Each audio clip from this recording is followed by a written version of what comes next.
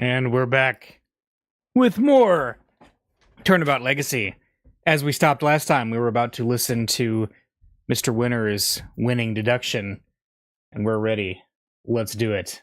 Let's see what he has to say. Our friend, the artist here, won the race to find the victim and was first on the scene, correct? And the gas the victim was poisoned with is made from ubiquitarium, which, as we know, is found in paint. He was carrying paint on his person, and he was one winning stride away from the victim. It surely makes him the winner on our list of suspects. Right, Gavel? You think so too, right? It is a possibility that certainly can't be discounted. Wow, that has so many qualifiers on it. Well, would the artist like to share his version of events? Did you leave red paint at the scene of the crime? Or something more sinister? The catalyst for a cloud of toxic gas, perhaps? I think I might have left my heart there, you know? And you might have picked it up. I would be careful what you say to me. My gavel is already primed to deliver a guilty verdict. Ignore him, please, Your Honor. It's for the best. Quit stalling! You can't run away from the fact that my reasoning is flawless! So admit defeat and crawl on out of here with your tail between your legs, because I win! I have better things to do than pick holes in your faulty logic. But I suppose I don't have much choice. Winner's winning deduction. Here we go. See, our friend the artist here won the race to find the victim and was first on the scene. Alright, let's press that. I'll be the first to admit that he's something of a suspicious character. First to admit? Are you trying to beat me to it? But you can't, because I'm the winner. I'm the first rate. Always. Huh? I'm a first-rate artist, you say? Larry, I don't need you to make this any more convoluted than it already is. Please, Mr. Winner, just continue. And the gas the victim was poisoned with is made from ubiquitarium. We do indeed. It seems it's found in a number of everyday products. Right, which makes your friend's paint pretty darn suspicious. But isn't it also found in a bunch of other stuff, too? She has a winning point, I guess. Right, Gavel? I suppose she does. As I said, ubiquitarium is also found in dishwashing liquids, among other things. In other words, paint isn't the only possible explanation. No, but just listen to the rest of my amazing deduction, will you? So he was carrying paint on his person, and he was one winning stride away from the victim. It's by no means certain that paint was the source of the poison gas. Ha! Well, it's by no means certain that it wasn't, either. Was that supposed to sound clever? Copying Mr. Edgeworth's speaking style isn't a shortcut to looking cool, you know. You make it sound as if you think there's something wrong with how I speak. Anyway, to bring it all home, my winning deduction shows he had paint, and he was closest to the victim. And it surely makes him the winner on our list of suspects. Okay. Let's, tilt on that a bit, too. That's really all you're basing your suspicion of Mr. Butts on? What? You have a problem with that? Then show me some proof, loser! Put up or shut up! He's literally asking for it, Mr. Edgeworth. He is. So let's find the right piece of evidence and really give it to him. We know that Mr. Winner isn't much of a listener. And we also know that his reasoning is likely to be based on a flawed assumption. Yeah, he even phoned the other guy and he still got it wrong somehow. Let's get this over with as quickly as we can. It's a waste of all our time. Alright, so I think that was kind of a hint that this surely makes him the winner on our list of suspects. He was carrying paint on his person. He was one winning stride away from the victim. The victim was poisoned with is made from ubiquitarium. Right. So what do we got here? Let's look through our options. We got the Winter Wing photo. We got the Pisces statue sketch, which is interesting that the whole, like, it's bleeding from its eyes thing, because I'm wondering if it melted slightly and there was something inside of it that was starting to, like, leak out. Used blowtorch. There were signs it was used just before the police arrived. Possibly to heat something, like the statue.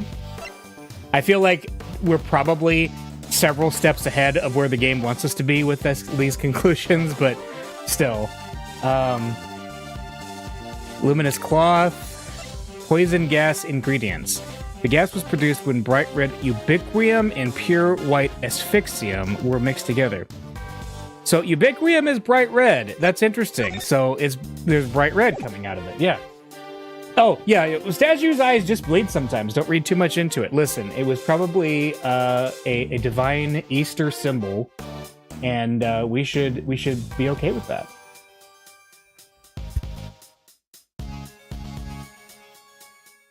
All right. So my initial thought is that there is a problem. Just a weather balloon or some swamp gas. That's right. Listen, we need to call Dana Scully here to help out. If you get that reference, either you're really into, like, ancient pop culture or you're as old as I am. And the gas the victim was poisoned with is made from ubiquium, which, as we know, is found in paint. Hang on. Okay, hang on. He was carrying paint on his person, right? So the other statement that kind of stuck out to me on this one is statement number 2, because he said the gas the victim was poisoned with is made from ubiquium. That's not. He's. I'm wondering if that whole, like, it's a faulty assumption that Edgeworth pointed out, because ubiquium is one of the ingredients. The asphyxian is the other, which also the fact that it's called asphyxian is pretty funny. That sounds like a boss from Silent Hill. But that is, yeah, so it is literally gas that just makes you choke, I guess. Anyway, I feel like presenting the ingredients, plural, onto this, because that seems to be one of his faulty reasoning lines. Let's see if that actually is the case. We got plenty of health. It seems to have worked out for us. Your deductions are anything but winning, I'm afraid. Unless you're looking to win a prize for incoherence. So you agree that I deserve a prize? What you deserve is to be set right. The gas came from within the case containing the sculpture of Pisces. It did! And it was created by the artist guy! With the red paint that we know is full of ubiquium! Allow me to offer you a bit of advice, one prosecutor to another. It always helps to listen carefully to others. The gas is created when ubiquium is mixed with another substance, asphyxium. Paint containing ubiquium alone wouldn't create any kind of gas at all. It wouldn't? I thought they said that the guy was asphyxiated with ubiquium. So you're telling me all this was based on a mishearing of the forensics report? Yeah! The gas had already done its work by the time Mr. Butts found the victim. Perhaps it's your own aptitude you should be worrying about. My aptitude? What does that even mean? You literally used the word 5 minutes ago. A week ago at this point. It means one's ability or how suited one is to a particular task, Eustace. An attitude, the other word you misused only minutes ago, as well, is another thing entirely. I get what you're doing. You're making fun of me again. What I am doing is demonstrating that you do not have the aptitude required to head up this investigation. Before you go any further, you might wish to consider some of the flaws in your own statements. And what flaws might these be? Firstly, that you cannot prove your artist friend did not enter the Autumn Wing. And secondly, that you cannot prove the red paint did not have something to do with the crime. But the paint isn't important on its own, surely. What's important is the combination of the red ubiquium with white asphyxium. How exactly were the two substances introduced to one another? Surely we need to figure that out before anything else. Indeed we do. And that is what Eustace will be investigating next. Or what he would already be investigating had you not been here making needless trouble. We are not here to make trouble. Quite the opposite. We're here to help. Are you saying you know how the gas was made? I don't believe you. I can certainly point you toward a vital clue as to how it was done. He is bluffing, Eustace. Ignore him. It's fine, Gavel. He's clearly lying. Might as well let him talk himself even further into a corner. If you are sure. Come on then! Show me what you've got! What shows how the gas was created, huh? The sketch. Pretty sure. You're saying this somehow shows us how the chemicals were mixed to make the poison gas? That's exactly what I'm saying, yes. Thank you for noticing. Well, they do say I have a good eye.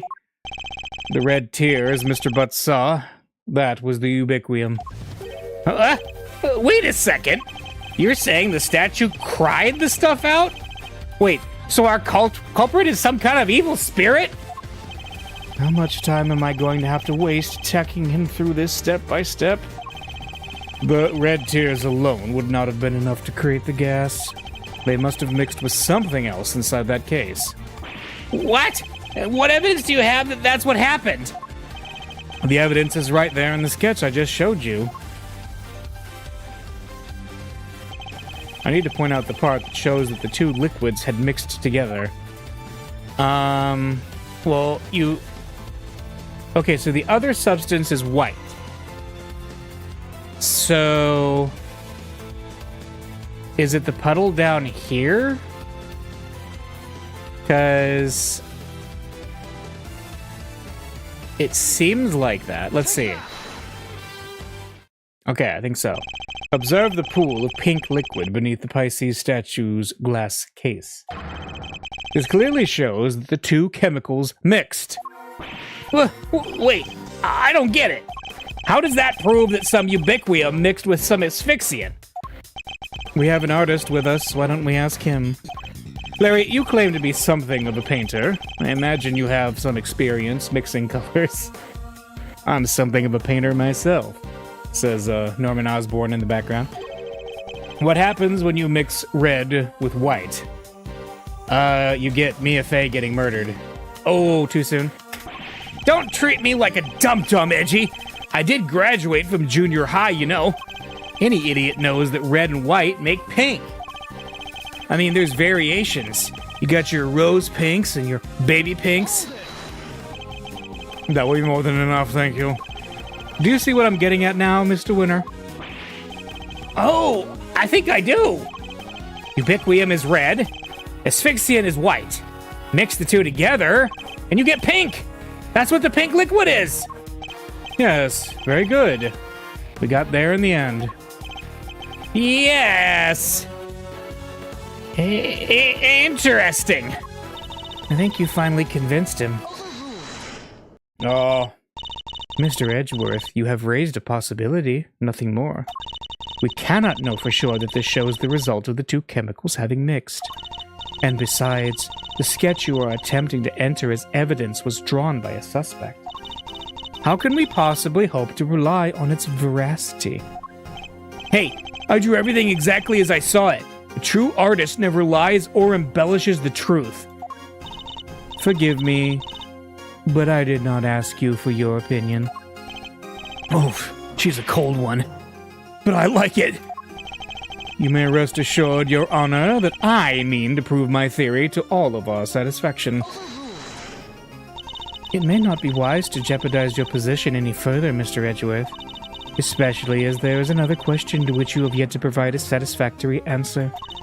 How can you prove that this man did not enter the Autumn Wing? Until you are able to, there is little more to discuss. Wait! Maybe the victim could help us out with that! Mr. Gusto? He's still unconscious and in critical condition. He is? Oh. Now, if you don't mind, Eustace needs to carry out his own investigation of this area. If you would be so kind as to leave him in peace.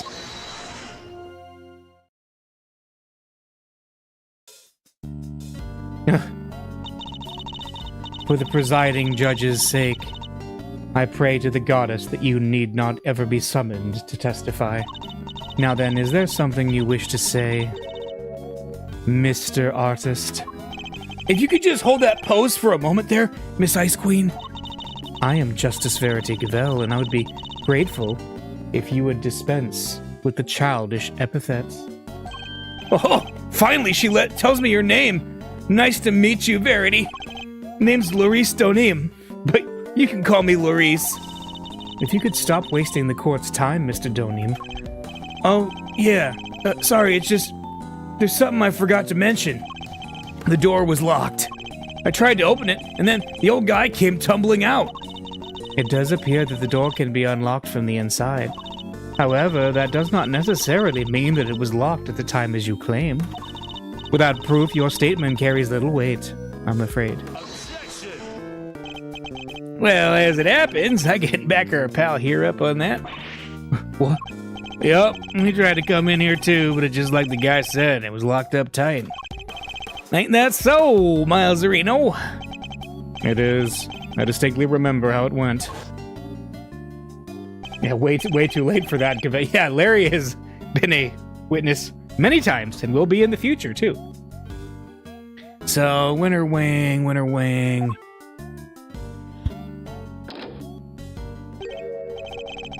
Huh? I don't believe it.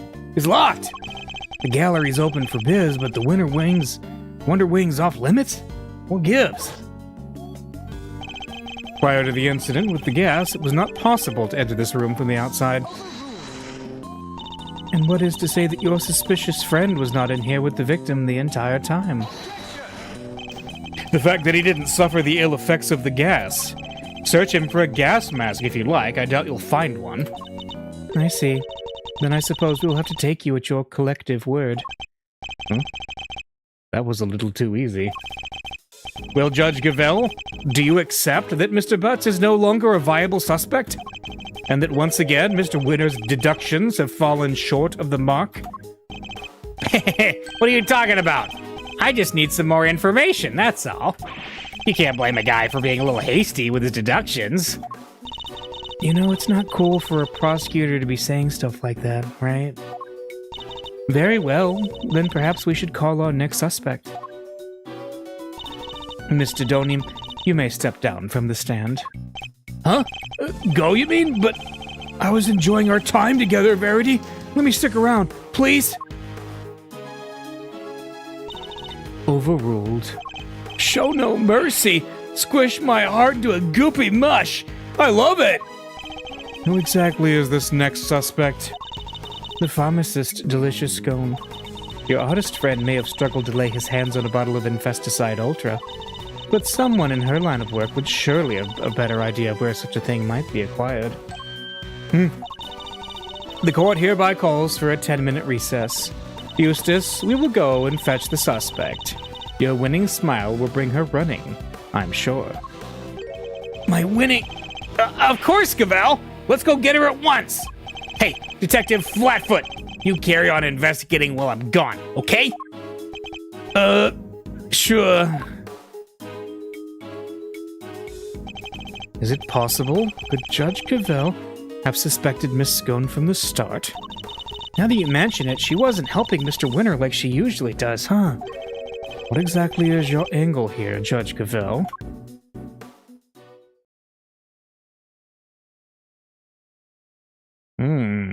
What is the angle?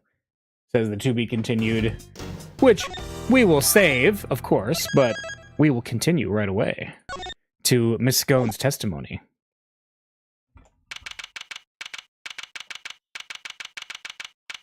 April 2nd, 12:05 p.m., Zodiac Hall, Autumn Wing.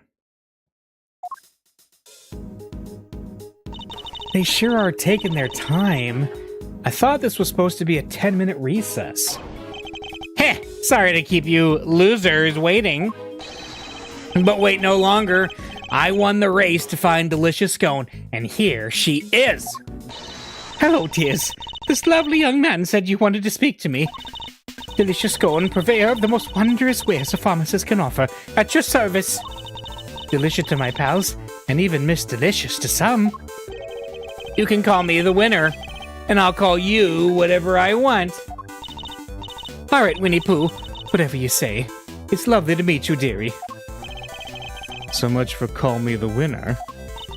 Oh, have we met before, young man? Get a load of this, Delicia. That's Miles Edgeworth, Gregory's son. Well, I never. It's a pleasure to meet you, Miss Milesy Smiles. I don't think she's aged at all. If you must address me by my given name, just Miles will do. Oh, Greggy Peglegs, boy. And all grown up, too. Make me feel my age, why don't you? I wonder just how old she is. Eustace, I believe we have some questions for our pharmacist. Oh yeah. What brings you to the gallery today, Miss Scone? Why, I came to see dear old Moody Judy, of course. We've been fast friends for 18 long years, and no one's gonna stop me visiting her now. I understand that you helped look after Mr. Gusto in the immediate aftermath of the attack. Oh, I didn't do much, really. Just whipped up a quick antidote for the dear old doctor. Wow, you can make an antidote just like that? Oh, yes, dear. As long as I have the right ingredients, I can throw together just about any medicine you like. It certainly helped that the medical room was well equipped, though. We were much better off treating him here than losing vital minutes taking him to the hospital.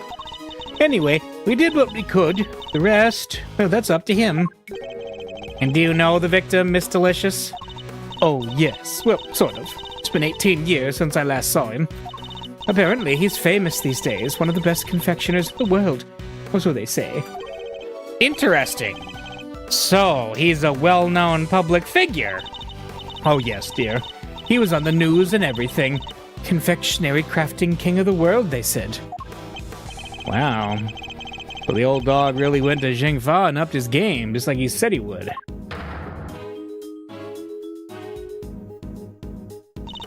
Perhaps if we could proceed to the matter at hand, Miss Scone. Are you familiar with a substance known as Infesticide Ultra? Of course, dear. You use it to, well, get rid of you-know-what. Oh, it's awfully strong, though. That's why they don't sell it in the shops.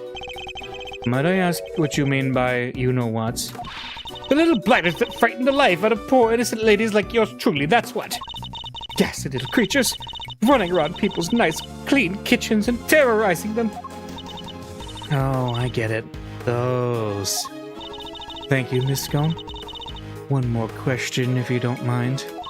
Are you aware of what happens when the chemicals asphyxian and ubiquium are combined? Yes. It's right there in the Infesticide Ultra instructions. Do not mix with products containing ubiquium, ever. Because if you do, they react with each other and make a horrible poisonous gas. What was again? Effects of inhalation include respiratory complications and, well, death. And poor old Gusty very nearly didn't make it. To make that much gas, you'd need, probably 500 milliliters of each chemical, I'd say. She certainly talks like a skilled pharmacist. Ubiquium's awfully thick and sticky, and it heats up very quickly indeed. It's also bright red and smells minty fresh. Oh, and cheap as chips, that's why they use it in everything. Asphyxian's more watery, and it's white in color. That will do, thank you.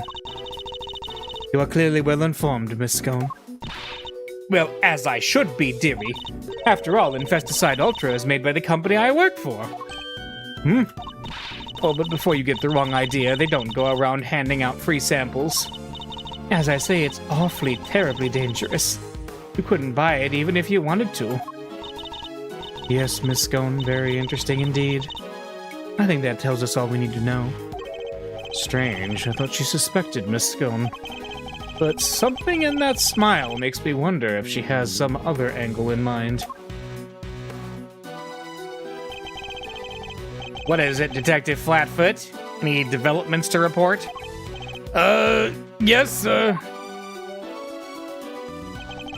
Turns out the sculptor's glass display case is open from the top. That's rather unusual. And the temperature inside can be adjusted too. All the way down to 0 degrees. The Pisces case was kept at 26 degrees. Dang near got my hand stuck to it. We're lucky you escaped alive. Anything more relevant to the case? Yeah, they found something on the underside of the top part of the Pisces case. Traces of ubiquium. Oh, now we're talking.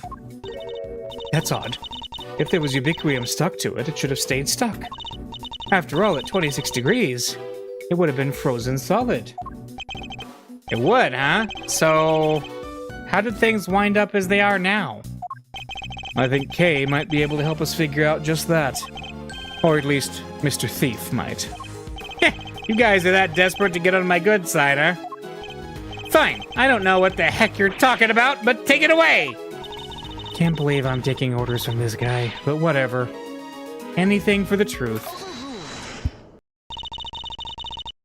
Before you get too carried away, the Goddess of Justice has no need of your help. We will find the truth ourselves. Youch! Why so frosty, Judge G? Your baby prosecutor just gave us the big thumbs up. What's the issue here? Oh, wait. Don't tell me the committee has some dirty little secret it doesn't want us finding out. I am not required to explain myself to you.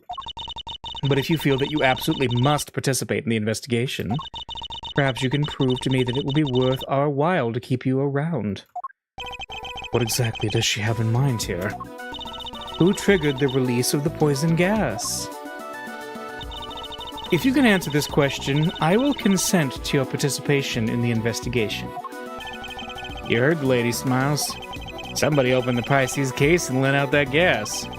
Considering what we've learned so far, there's only one person it could possibly be, no? Yes, the answer is indisputable. In that case, please kindly provide it now. Who released the poison gas? It was Eddie Fender. No, let's see. So we're talking about who was in the room.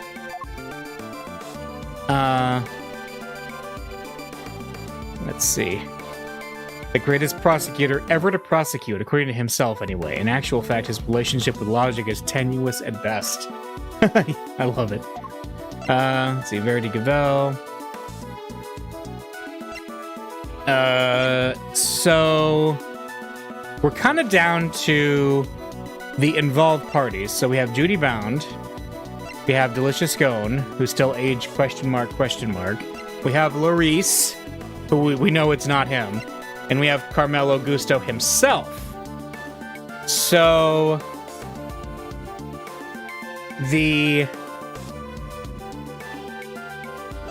I don't think it's her, because she was not there.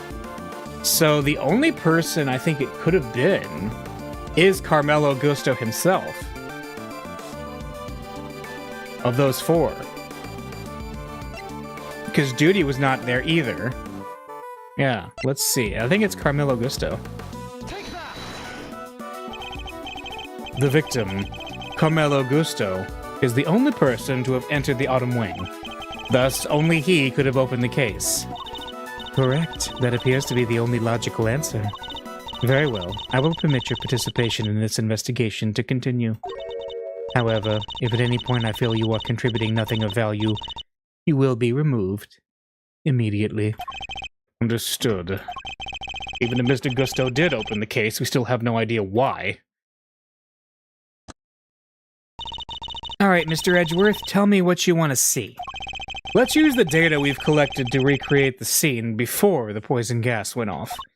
On it.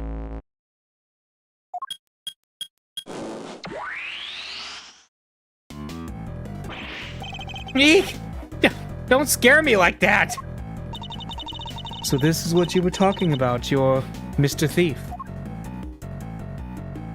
I like that the incorrect name is spreading. Let's begin by examining the Pisces sculpture.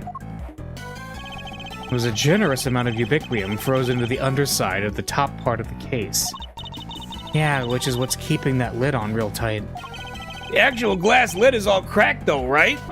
Somebody really went to town on your little house there, huh, Pisces?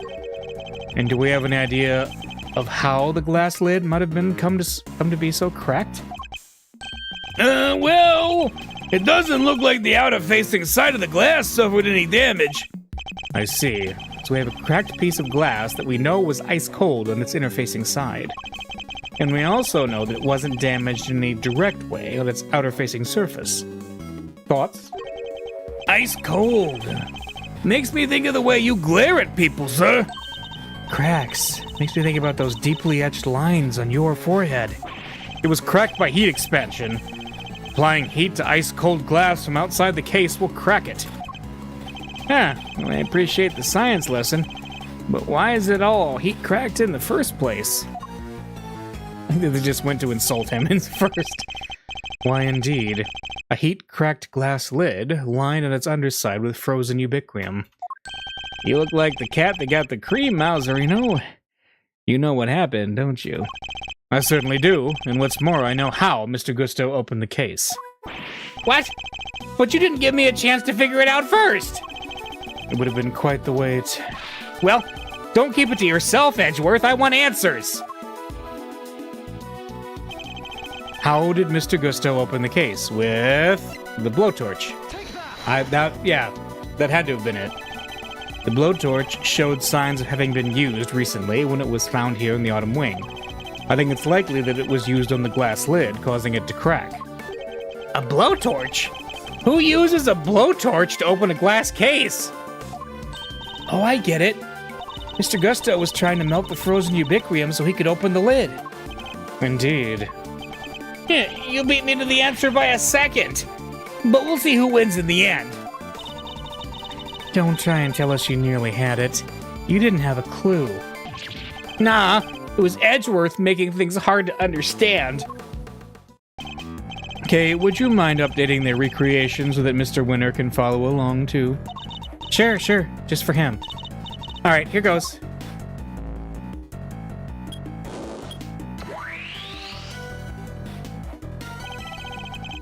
Mr. Gusto was alone in the Autumn Wing, and while he was in here, he used this blowtorch to melt the frozen ubiquium on the underside of the lid.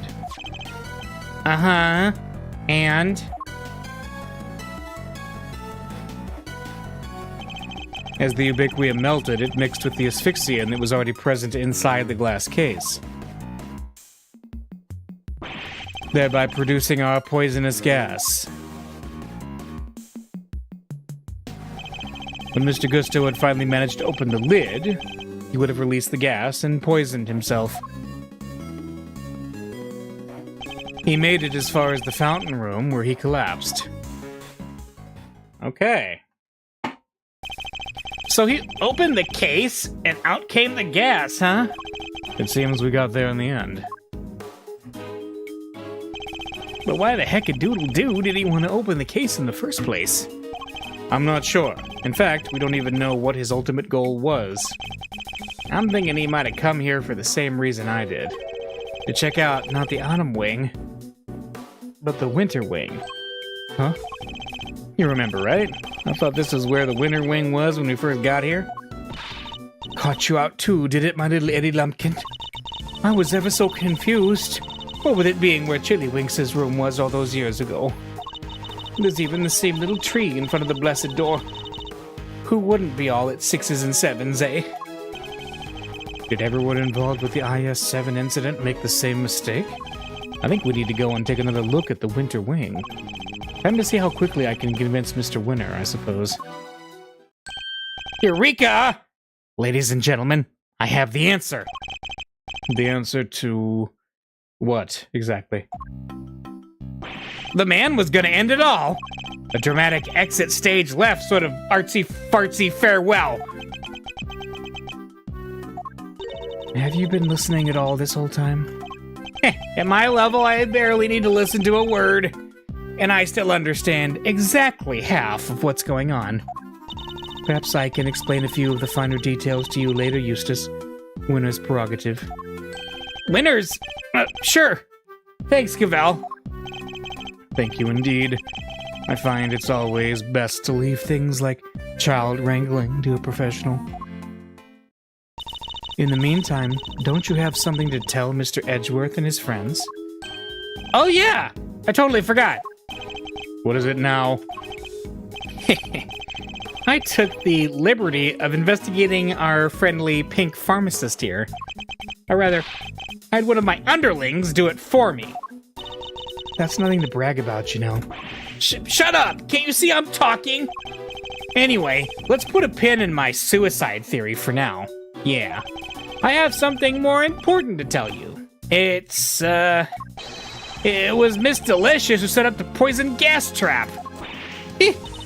How could you say that? I was greatly saddened to learn of this, Miss Scone. Your profession is one dedicated to saving lives, and yet you used your expertise to try to take one. I beg your pardon. How dare you? I did no such thing. Perhaps you could explain, Mr. Winner. Hey, you bet I can. Get a load of this. This is Miss Delicious's pharmacist license. And it says right here that she's authorized to handle Infesticide Ultra. A product that we have established contains asphyxian, one of the ingredients of our poison gas. Exactly! It's almost impossible for ordinary people to get a hold of that stuff. But Miss Delicious is no ordinary person. She's a card-carrying pharmacist. I didn't do it. This is all just a terrible misunderstanding. And that's not all. There was a bottle of Infesticide Ultra in the victim's pocket. And what do you know? It's covered in your fingerprints. We know that you and Miss Bound took the victim to the medical room. What better moment to slip the bottle into his pocket, No.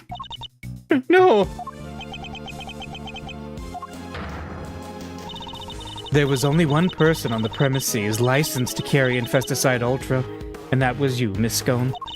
Furthermore, you are acquainted with Miss Bound, the owner of the gallery, meaning you would have had access to the building and ample opportunity to prepare your trap. No, dear. Listen, you don't understand. That Infesticide Ultra was stolen from me. Lying will only lengthen your sentence, Miss Scone. I'm not lying. Oh, it's in my bag somewhere, I'm sure of it. What is she looking for? That's not it. And that's not it. That cloth looks familiar. Ah, here we go. I knew it was in here somewhere. Look. And what is this? There's something written on it, I think. April 1st, complaint filed, offense theft. Items stolen, Infesticide Ultra, 1 bottle. It's a crime report relating to a theft. A what? See, you silly billies. I told you somebody pinched it off me a week ago, no less.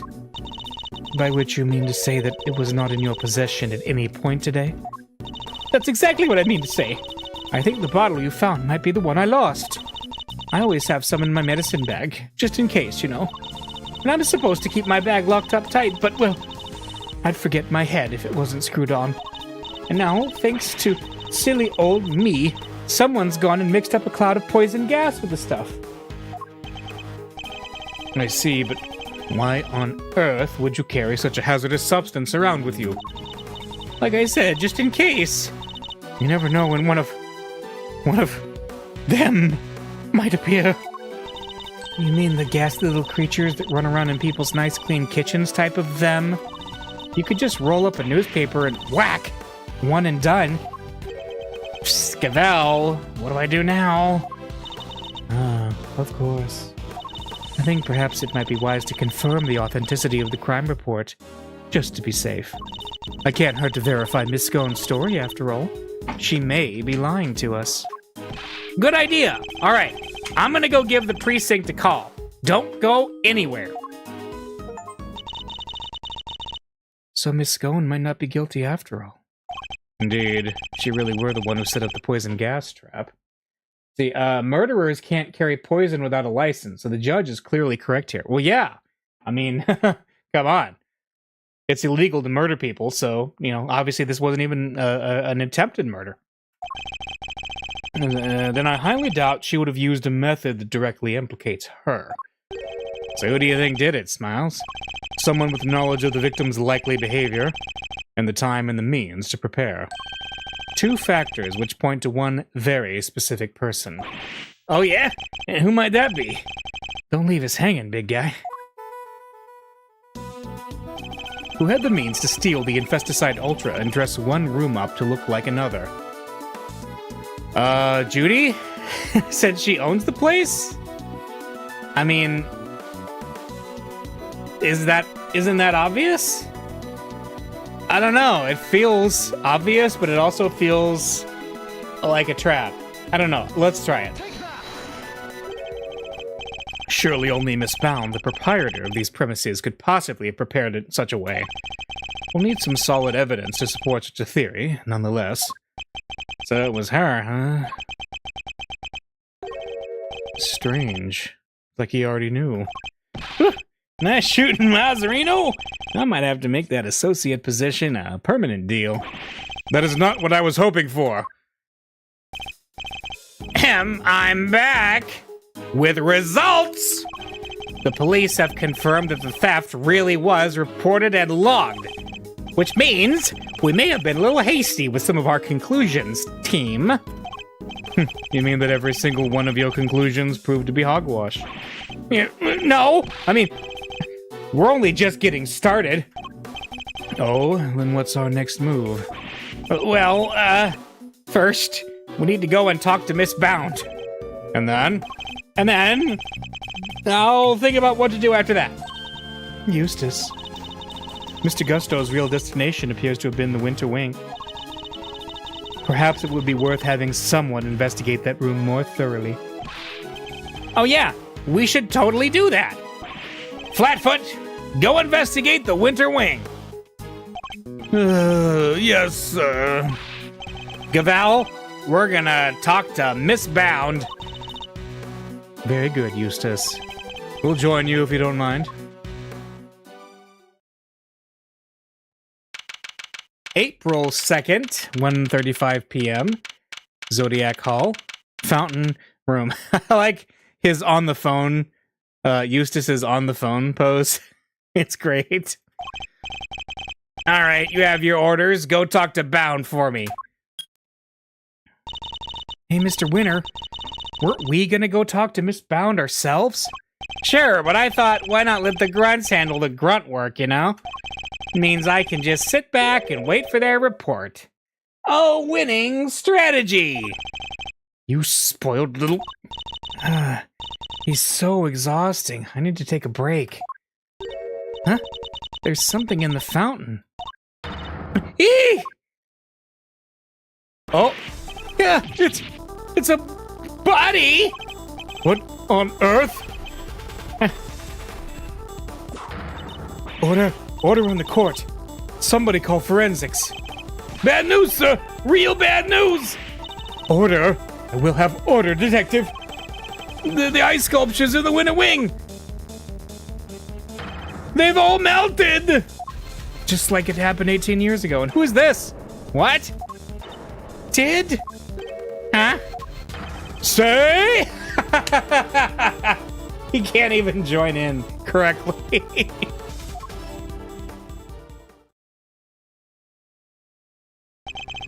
What is the meaning of this? Now we have 2 victims? Eesh, talk about deja vu. It's just like 18 years ago. Even the ice is melted again. Again? This is like some weird rerun. Same people, same everything. I said it before and I'll say it again. This is no coinkydink. You with me, right, Mazzarino? I am. And I think the answers lie in the IS-7 incident itself. In fact, I'm convinced of it. Great minds think alike. Alrighty then. Time for another trip down memory lane. Oh, we flashing back again? Alright. Saving our progress. And the events of 18 years past. Here we go.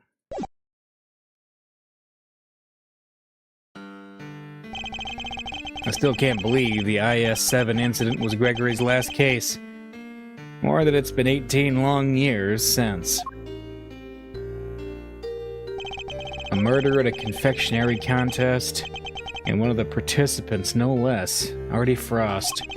They pulled his body out of a treasure chest that was a part of Samson Tangaroa's chocolate tableau. He'd been hit in the head with a large rock salt lamp and subsequently bled to death. We found the lamp hidden inside the candy castle Delicious Scone had made for the contest. But then, before anyone had the chance to investigate Mr. Frost's own room, all of his icy creations had melted clean away.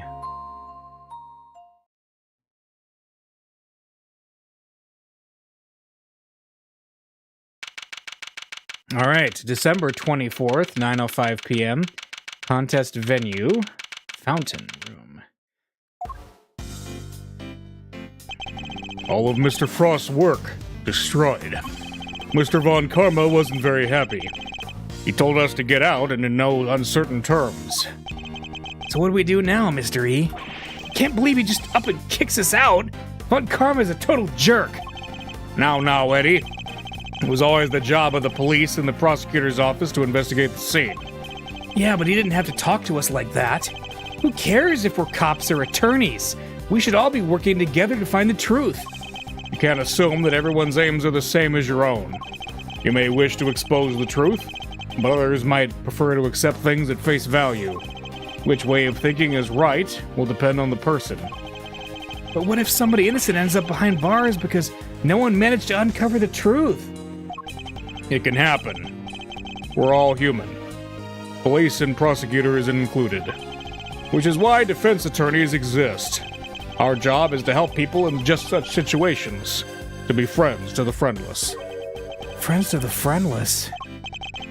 Now, you may not be able to investigate Mr. Frost's room as hoped, but that doesn't mean we give up. Huh? You're right, Mr. E. I'm sorry. I should have thought more before I opened my big mouth. You're young, Eddie. You'll learn soon enough. I will. I promise. Mr. Edgeworth, Mr. Fender, you look like you could use a little pick-me-up. I'm afraid this is all I have, but please, by all means. Whoa, you're the best, Miss Bound. Tangaroa's favorite, handmade by Bound, rather misshaped and incredibly sweet. Huh.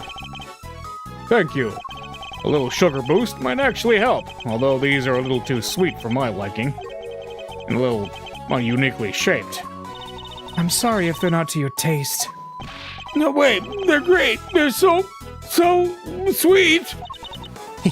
You're very kind. Imagine me, of all people, a mediocre confectioner. What? You mean you made these yourself? Yes, Samson loves chocolate, so I had to learn. Keeping him supplied with his favorite treats is just one of my many duties. Although he does spend most of the time coaching me on how to improve my technique. Mr. Tangaroa sure is a lucky guy. Getting to eat homemade sweets made by the one and only Judy Bound whenever he wants sounds amazing. I'm sorry. Did you say something? No, nothing at all.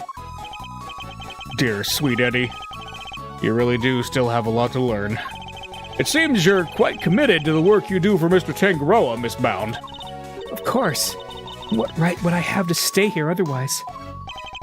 What do you mean by that? I was abandoned as a baby, and Mr. Tangaroa took me in. Huh?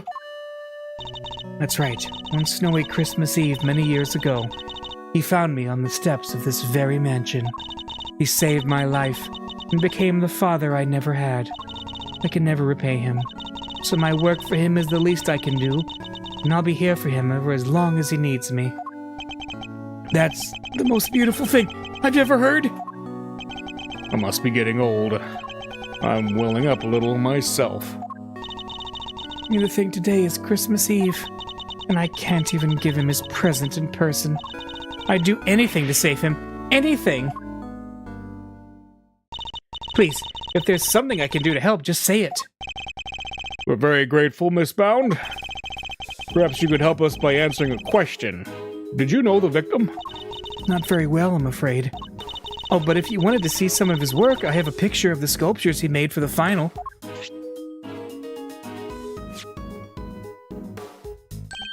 My, they're stunning. Aren't they? I think they're masterpieces. Who would have thought you could make such intricate statues out of flavored ice? Samson adored them too. Oh hey, that's Taurus and Gemini, right? I didn't know you were keen on constellations in the zodiac, Eddie. Oh, I love it. Stories those stars can tell. Take Gemini, for example. See the lyre? That's what that harp is called. And the arrow, and the... Hold up. The lyre doesn't have any strings. Huh. Did Mr. Frost forget to add them, maybe? Doesn't sound like something he'd forget to do. Wait, really? But I thought you just said you didn't know him very well. Oh, well, he didn't seem like the type. It seems she's got something to hide, too. You took this photograph yourself, Miss Bound? Yes, I use this instant camera here. It develops the pictures as soon as you take them. It's so useful. Oh, I'd love to see it in action. Hey, then why don't I take your picture? Yes, come on, Mr. E. Let's get a shot of the both of us. Well, all right then. It would be a shame to waste a good hair day. Love it. Love the reasoning there. Ready? Say cheese! Is it going to be like the photo that he took with Edgeworth in the future? There, all done. And the picture is yours to keep, Mr. Fender. Oh my gosh, thank you so much. That's such a cool camera. Well, it's the only one we've got, so we use it for all our picture-taking needs. It's very convenient, but the lack of negatives is something of a shame.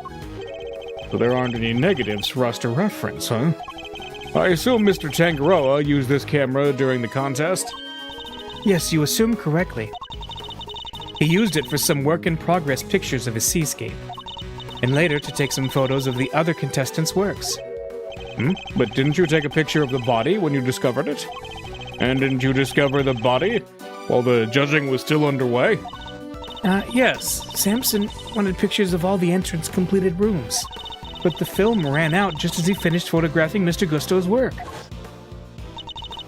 So he asked me to go put in a new cartridge. He seemed to think there should have been more shots left than there were. In other words, the film ran out sooner than expected? Yes, the number of shots he took didn't line up with the number of shots remaining. But he thought maybe he'd just lost track somewhere along the way. But had he really, though? I went to our living room to change the film and was passing through the fountain room on my way back, when I heard the sound of something break and collapse in Samson's room.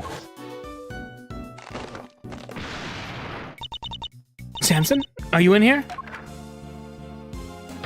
Ah! Mr. Frost's body was just lying there. I was in total shock. It was all too much.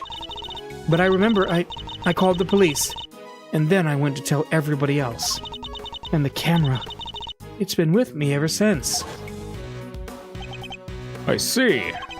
I'd be grateful if you could lend us the camera and this picture, Miss Bound. Of course, here you go. Thank you. Instant camera. Okay, it takes photos that develop instantly. A new film cartridge has 20 exposures, but there are only 3 remaining. A photo of Frost's sculptures taken by Judy Bound. Got it. Hey! It's Bad. Detective Bad! Miss Scone! Are they done investigating? They're done with me, that's for certain. The big old meanie told me to clear off. Honestly, that mannequin will be the end of me. The cheek of him. Guess he got tired of people cluttering up his crime scene. Did he run you off too, Detective Bad? Yeah. Von Karma seems to think I'm a nuisance. Can't do things his way with me around. Why would Mr. Von Karma go so far as to exclude his own lead detective? Still, got a pretty good look at the scene. As for Gusto, he's enjoying a nice little chat right now in Frost's room. What about? About the fact that Miss Bound said she saw him going in there during the contest. Mr. Gusto went into Mr. Frost's room? That's right. And I have to say, he looked very much like he didn't want to be seen. I don't know what he could have been up to. Well, he's candidate number 1 at the moment, as the guy who melted Frost's work. But is it really why Mr. Gusto went into Mr. Frost's room? Got a photo of the room right here. If you need it, it's all yours. Huh? Wait, what? Why would you just give it to us? Do I gotta spell it out for you, kid? I'm offering to help you guys. I want the truth about this case to come out. Detective? Really, Detective Bad? Mr. Von Karma won't be happy about this. Yeah, well, I'm not Von Karma's stooge. If he's gonna stonewall my investigation, then I'm not gonna play by the book either. Can't let some pesky rules keep me from finding the truth. Now can I, Mr. Edgeworth? Indeed. Thank you, Detective Bad. Wow, I can't believe you won him over, Mr. E. Well, I haven't the foggiest what you're all going on about, but here's to new friends, eh? It's definitely nice to have the good detective on our side, that's for sure. Alright, let's take a look at that photograph. Here.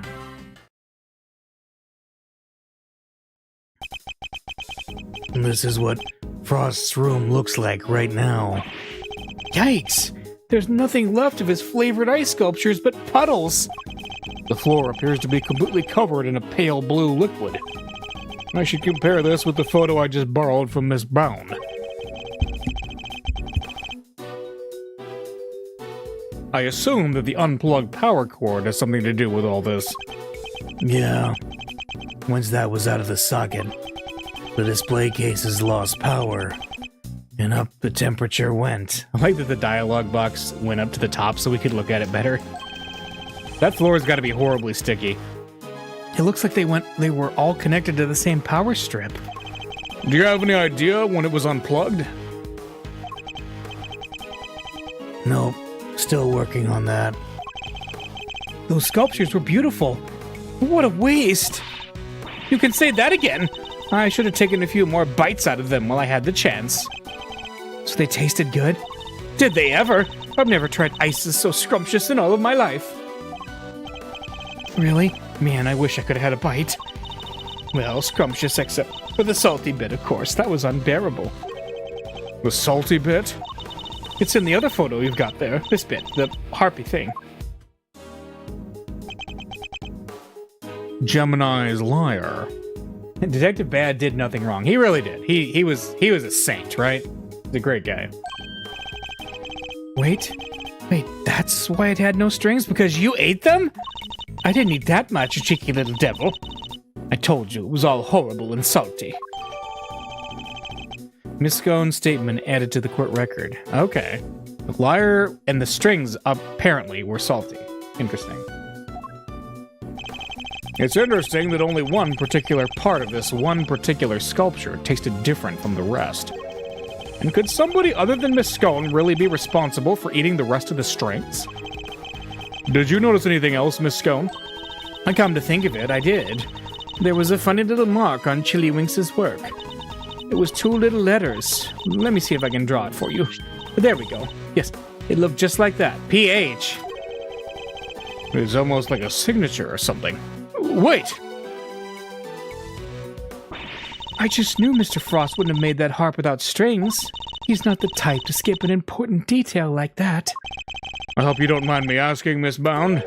But are you certain you didn't know Mr. Frost particularly well? What? No. I barely knew him, I swear, as she dances. Is that so? You certainly seem to have some strong opinions about his attitude toward his work. No, just the sculptures were so carefully made. I didn't think he'd miss something so important. I'm sorry, but I don't believe you. You have a more personal connection to his work than that. What makes you say that? I have an item of evidence that appears to have been one of Mr. Frost's possessions, and it shares a key feature with another piece of evidence. Well, I wouldn't know what you're talking about if you don't share. So what are these 2 pieces of evidence of yours? Which 2 items point to Mr. Frost? This is the first. Aha, pH. And now the second. Wait, where is it? Is it in her statement? Let's see. We definitely have the seal. Is it just the picture of Mr. Frost's room then? I guess? No, it wasn't. The link between these two pieces of evidence reveals a shocking truth. Really? Not sure I'm seeing this link, mystery. No, wasn't right. See, Miss Bound is especially fond of one of the pieces of evidence we've gathered, but I should take another look over them all, I suppose. Now then, which two items point to Mr. Frost? So this is the first. The seal. Right? And... wait, Paul Halik. Oh, yeah. PH and PH. Right? There we go. Paul Halik. I get it. Miss Scone found two letters carved into Mr. Frost's ice sculptures. I think they were a signature of sorts. After all, not unusual for an artist to initial their work. I guess not. That's right, dear. It's just like you said. Chiddywinks' statues had the letters PH carved in them, plain as day. PH? Shouldn't it be AF? You'd think so, but take a look at this. It's the seal we found at the crime scene. It seems reasonable to assume that it fell from Mr. Frost's pocket. And when pressed into the surface of an item, it would leave behind the letters PH. The same pottery mark we see imprinted on the bottom of the items in the tea set. The same pottery mark? We have already established that the tea set is the work of the sculptor Paul Halik. That, we can assume that these same letters would mark any item out as a piece of his work. A fact of which you are well aware, correct, Miss Bound? Well, yes, I know that he always marks his work with initials like that. He's never revealed his true identity in public, so it's the only way to know his works are truly his. You mean Paul Halik was... That's right, Detective. Artie Frost had another identity. He was no ordinary confectioner, at least as far as Miss Bound was concerned. For you see, Mr. Frost was, in fact, an extraordinary confectioner, a famed sculptor, a fan of sculptures. A famed sculptor. Mr. Frost was, in fact, none other than the famed sculptor Paul Halik. What? Mr. Frost and Paul Halik were the same person? But it's not like the mark's hard to copy, though. Anyone who's seen it could fake him being him with it. Not exactly conclusive proof that Frost was who you say he was. It was proof enough for Miss Bound. What matters is that she believed it. His true identity will have to be investigated by the good people of the precinct. All right. I'll have the boys look into it. I should have known I couldn't hide it from you, Mr. Edgeworth. So you admit it. You were aware of who Mr. Frost really was. I was. When I discovered his body, I saw the seal you found. Don't ask me how, but I just knew straight away that he was my dear Paul Halik. Imagine, his entries in a confectionery contest were his final legacy. A great man like that. And be honest, did you enter Mr. Frost's room at any point? What? Why are you asking me that? The photograph of Mr. Frost's room. I'd like to know when it was taken.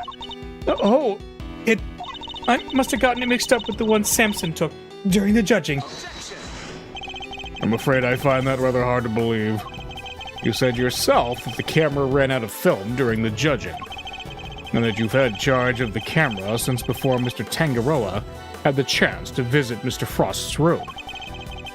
That's how you were able to take that picture when you discovered Mr. Frost's body. I suppose so. This suggests that you took only 2 pictures with the new film, one of Mr. Frost's body and one of his room. But I have a piece of evidence that says otherwise. You do? Which piece of evidence contradicts the assumption that Miss Bound only took 2 pictures? The camera itself. The camera? You gave the picture of the body to the police and the picture of Mr. Frost's room to me.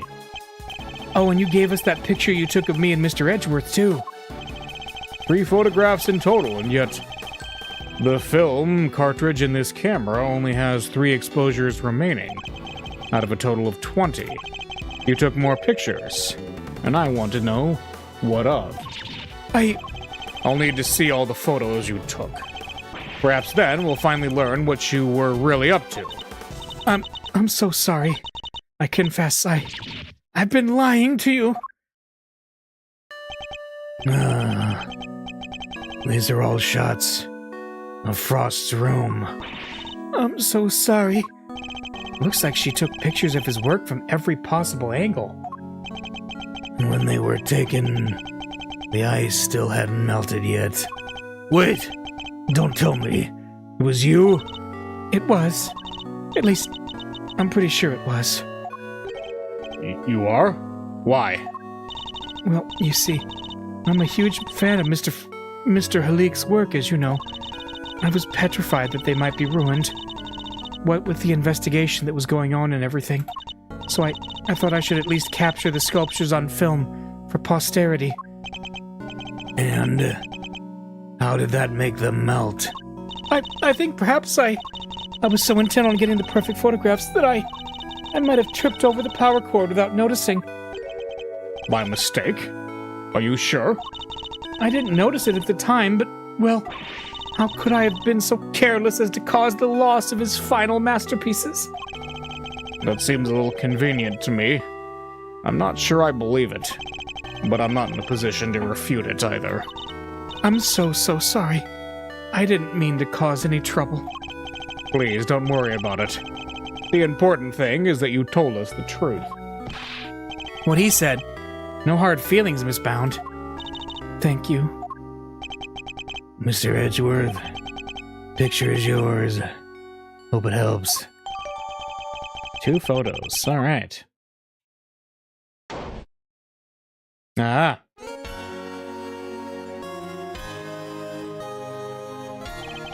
Are you infernal nuisances still here?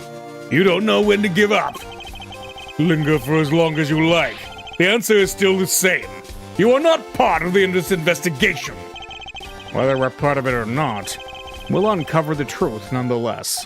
It seems you don't know when to shut up either. But I commend you on your stubbornness. Mr. Von Karma, I'm afraid I'm the one responsible for Mr. Frost's work melting. What? What is the meaning of this? I'm so sorry. And to you, Mr. Gusteau. No concern of mine. I didn't do anything, and Mr. Von Karma agrees. Nothing at all, Mr. Gusteau? You went into Mr. Frost's room, didn't you? Perhaps you could tell us why. Sure, I was... Silence! You are not to give the attorney even the tiniest shred of information. Judy Bound, you're coming with me. I have reason to believe that you are an accomplice of the accused, Samson Tangaroa. No, I will be interrogating you personally, so you'd better get your story in order. I understand. Wait, please. I'm not done questioning her myself. And you think I care because... Bad. Gusto. And you, Scon. I have questions for all of you, and I expect answers. Fine by me. Oh, you could at least ask nicely, mannequins.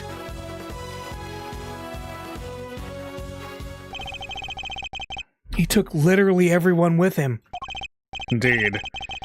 Well, I suppose that means there's little point in us hanging around either. Perhaps it's time we got going anyway. It is rather late. I hope the snow has let up. You're right. Home time.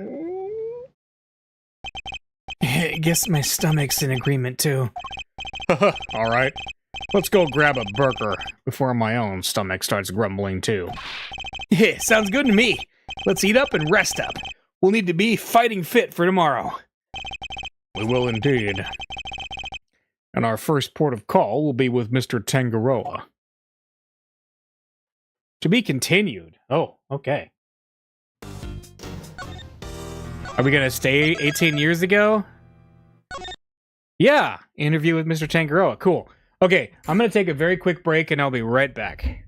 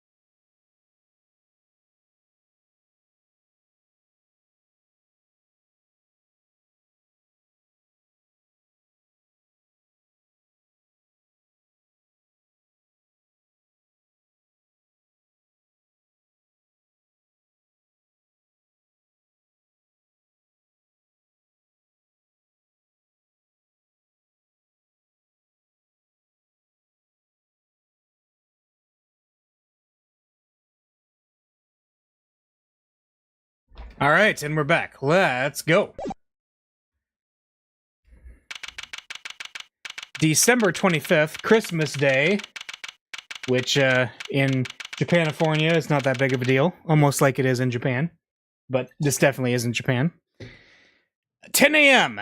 Detention Center Visitors Room. Hey, it's Miss Bound. Oh, Mr. Fender. Mr. Edgeworth. I'm so sorry about what happened yesterday. She looks rather tired. Has Mr. Von Karma finished interrogating you? Yes, though he really only seemed interested in how I melted those sculptures. Are you here to see Mr. Tangaroa too? Yes, I'm terribly worried about him. Ah! That's not Tangaroa. Detective Bad? What are you doing back there? Oh, just happened to be here. I'll be heading back to the scene soon. Not sure how anyone just happens to be at a detention center, but okay. Good morning. Huh? Mr. Tangaroa! What happened to you? Oh no! Samson! What did they do to you? They didn't seem to want to let me sleep. I had no idea interrogations could be so involved. Sorry if I seem distracted. I think I'm a little tired. They're not letting you sleep? That's not police work, that's torture! What's going on here, Detective Bad? I'm not the one doing the interviewing. It's the guy they put on the case before me. I like Von Karma's methods about as much as you do. Which is why I'm doing what I can to help. It was Detective Bad who got me out of there. I'd still be in that interrogation room right now, if it weren't for him. Detective Bad really is trying to look out for Mr. Tangaroa in his own way, it seems. Alright, Eddie, let's share yesterday's findings with Mr. Tangaroa. His hair turned completely white overnight, apparently. You got it, Mr. E. My notepad is at the ready. Mr. Tangaroa, we found out quite a bit, if you'd like to hear it. Of course. Thank you. Are you alright, Mr. Tangaroa? You seem kind of spaced out. I'm fine. I think my blood sugar might be running a little low. Samson! Do we have anything that might give him a little energy boost? Let's give him the chocolates. Huh? Is that chocolate? For me? Oh, these are the chocolates I wish I could just give them to you, Mr. Tangaroa, but the rules here don't exactly allow me to do so. Oh, that's a shame. But rules are rules, I suppose. There must be some way we can hand them to him. I hope Detective Bad is noting the meaningful looks in his direction. Sure. Let me take a look at them. If they seem legit, I might consider passing them on to the suspect. Thank you, Detective Bad. My hero! I'm touched. Thank you, Detective. Yeah, whatever. Just sit tight.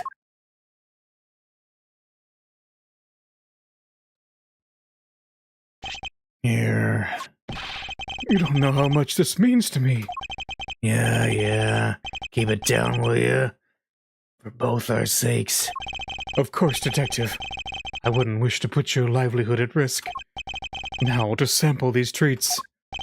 Detective, I apologize for putting you in a tight spot. I didn't do it for you. It was my call. Guess you're not such a bad guy after all. Oh, the sweetness. I feel like a man reborn.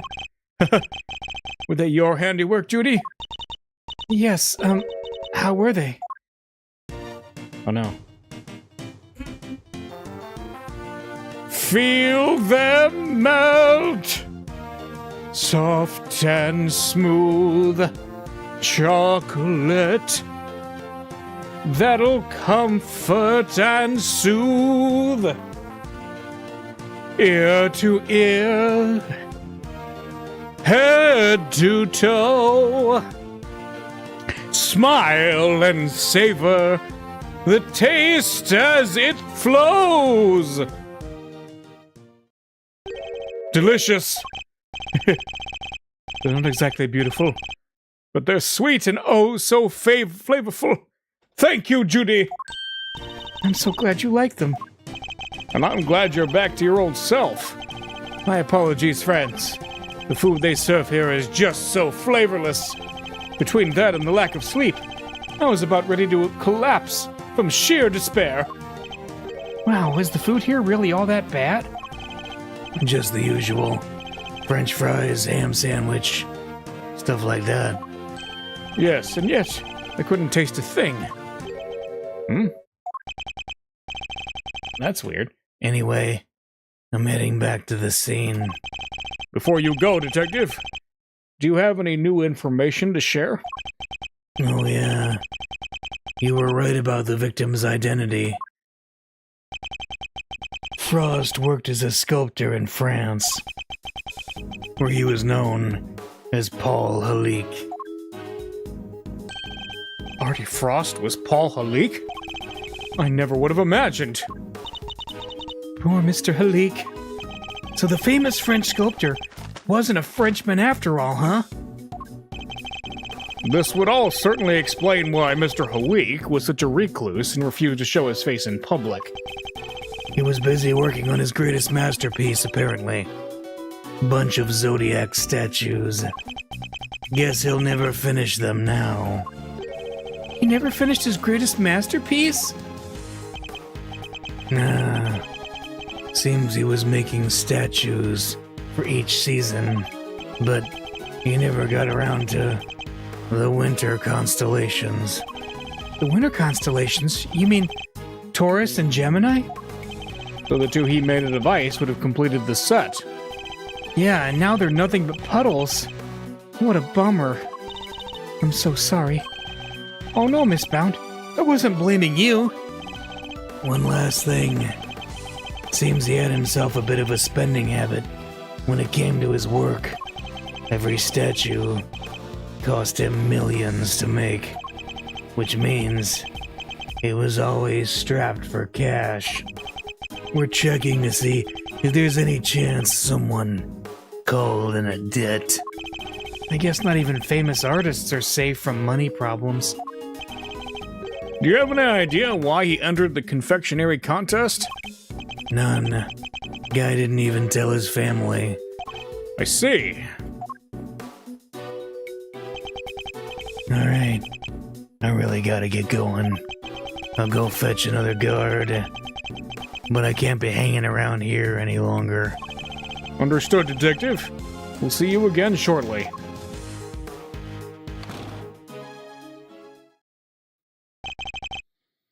He's a good man. He certainly is. And an uncompromising one. Somebody who can be trusted to stand up for what he believes in. And to scare the pants off of anybody new he meets. Now, you were going to tell me about what you learned yesterday? Of course. Allow me to give you a full report. Thank you for that. And allow me to apologize on Judy's behalf. I'm so sorry. It's fine, Mr. Tangaroa. As I told her yesterday, the important thing is that we learn the truth in the end. Now, would you mind if I asked you a question or two? By all means, I'll gladly share all that I can. Alright. You want to look at my badge again?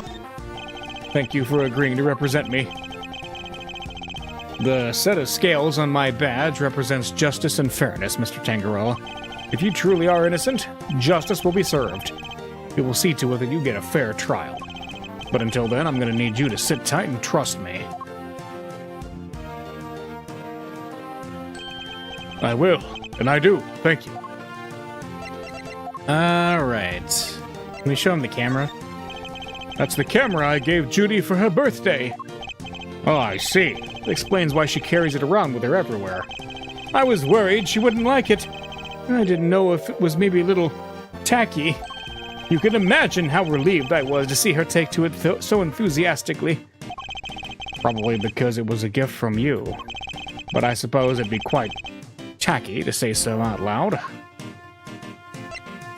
The fake confections. What do we think about that? I'm not sure I see anything out of the ordinary. Mr. Tangaroa is exhausted from the interrogation. I should try to avoid causing him unnecessary stress. Actually, don't worry about it. It's not important. In fact, you can just forget about it entirely. I'll try. But you've worried me a little, I have to confess. Alright. So, actually, what do you say about the framed finger marks? Oh, no? No? Oh, that's too bad. Now, let's talk about the contestants. What can you tell me about the contestants who took part in the final round of the contest? Let's see, there was Miss Scone. I loved her design concept. Unfortunately, her entry was in violation of the rules, so I had to disqualify her. Mr. Gusto's creations were a perfect balance of flavor and design, at least up through the semi-final. But disappointingly, his entry for the final was subpar on both counts. And it was actually something a little unusual about his entry for the semi-final as well. Which was, it tasted identical to Mr. Frost's. They may have looked different, but I could have sworn I was eating the same thing. Huh? And what exactly did his work look like? Oh, there should be a photograph back at my mansion. I'll show it to you later, Mr. Edgeworth. Much appreciated, Miss Bound. But Mr. Frost's entry for the finals, that was truly sublime. So you were able to finish judging it, even though his body had been discovered in the meantime? Yes, I wasn't aware of what had happened until after I'd completed my assessment. Mr. Frost wasn't in his room when I visited, so I took the liberty of sampling a bit. Part of the liar, I believe. I'd never tasted anything like it! It was like a dream! I was so moved that I burst into song! I'm sorry, but are you saying that the liar tasted good? I'd like to hear more about that if you don't mind. Yeah, tell me about this. You're quite sure it was the liar you tasted when you sampled Mr. Frost's work? I'm certain of it. It was part of the Gemini sculpture, which was the only sculpture in that display case. Mr. Tangaroa, would you mind taking a look at this photograph for me? So the part you tried was the liar, the one shown here without any strings? Oh, there was strings originally. That was the part I ate. So the strings were missing because Mr. Tangaroa ate them all, and he enjoyed them? Miss Scone told us she ate a part of the liar as well, but she said it was far too salty for her to finish. Then it's true! The truth is, I've suspected for a while that there might be something wrong with my sense of taste. Something wrong? How so exactly? There's a taste disorder characterized by an inability to detect salty flavors, and I suspect I've been suffering from it.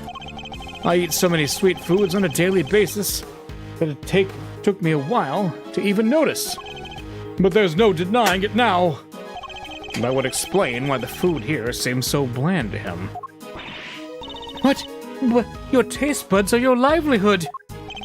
Even if there were some long-term treatment option, I highly doubt a total cure for your condition exists. How do you know that? Just throwing that out there. That's a good thing to just say to somebody who's like, I have some disease. I suspect I have a disease. Well, if you do, you probably won't ever get it cured. Nevertheless, you should put in a request to the police for a proper evaluation. Oh, that won't be necessary.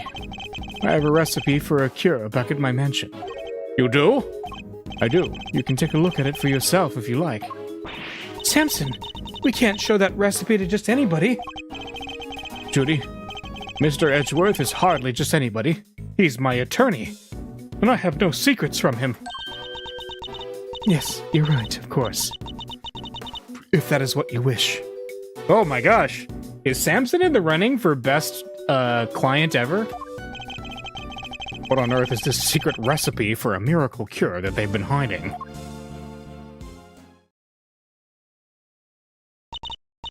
Well, I suppose I should be getting back. All right, we'll be right behind you. Judy, Yes, Samson? there's more to life than just me. Please, Judy, think about the life you want to live. Because I won't always be around. Don't say that. Without you, I don't have a life to live. So I'll be waiting right there at the mansion until you come home. Now, if you'll excuse me. Wait, Miss Bound! Judy, Oh, she seemed really upset. I thought I saw tears in her eyes. Why'd you even say all that to her? because I worry about her. She can't keep putting my needs ahead of her own. What do you mean? The Halik collection, the candy making. It's all because she thinks these things will make me happy. She never thinks about what she wants, what she likes. I just want her to be her own person and to choose her own destiny. The last thing I want is for her to miss out on all that life has to offer because of me. I guess that makes sense. It really does see her as his own child. What parent wouldn't want their child to walk their own path? Oh, interesting little thematic statement there, Gregory, thanks. And what parent wouldn't do everything they could to protect them? I know exactly how he feels in this moment. I think I've asked of you everything I can for now, Mr. Tangaroa. We should be getting back to the scene of the crime. Oh, you're leaving? I see. Hey, suppose I'll be going back to the interrogation room for another session. Ah, yes. We'll have to do something about that. You'll speak to the police for me? That too, but I'll be putting something else in place as well. An ace up our sleeve for when the time comes. I look forward to learning more. I'm counting on you, Mr. Edgeworth. We'll be back to brief you, Mr. Tangaroa, every day. And Judy, too. Thank you, Eddie. I look forward to it. Mr. Tangaroa, your interrogator will do everything in his power to extract a confession from you. I hate to see an innocent man suffer like this. But please, you have to do everything you can to hold out. If you can't, Mr. Von Karma will use that confession against you for as long as this case lasts. And it will make it that much harder for me to save you. I understand, and I'll try. I won't give up until you're out of there, Mr. Tangaroa. You have my word on that.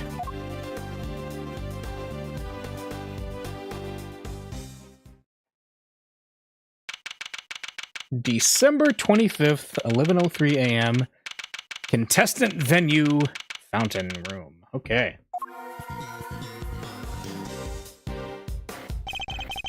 Detective Bad, thank you again for what you did earlier. Yeah, thanks a ton. What are you talking about? There's no need to be shy about it. Never mind that now. I'm guessing you two are back here looking to investigate some more. We are indeed. We'll need something solid if we're going to save Mr. Tangaroa.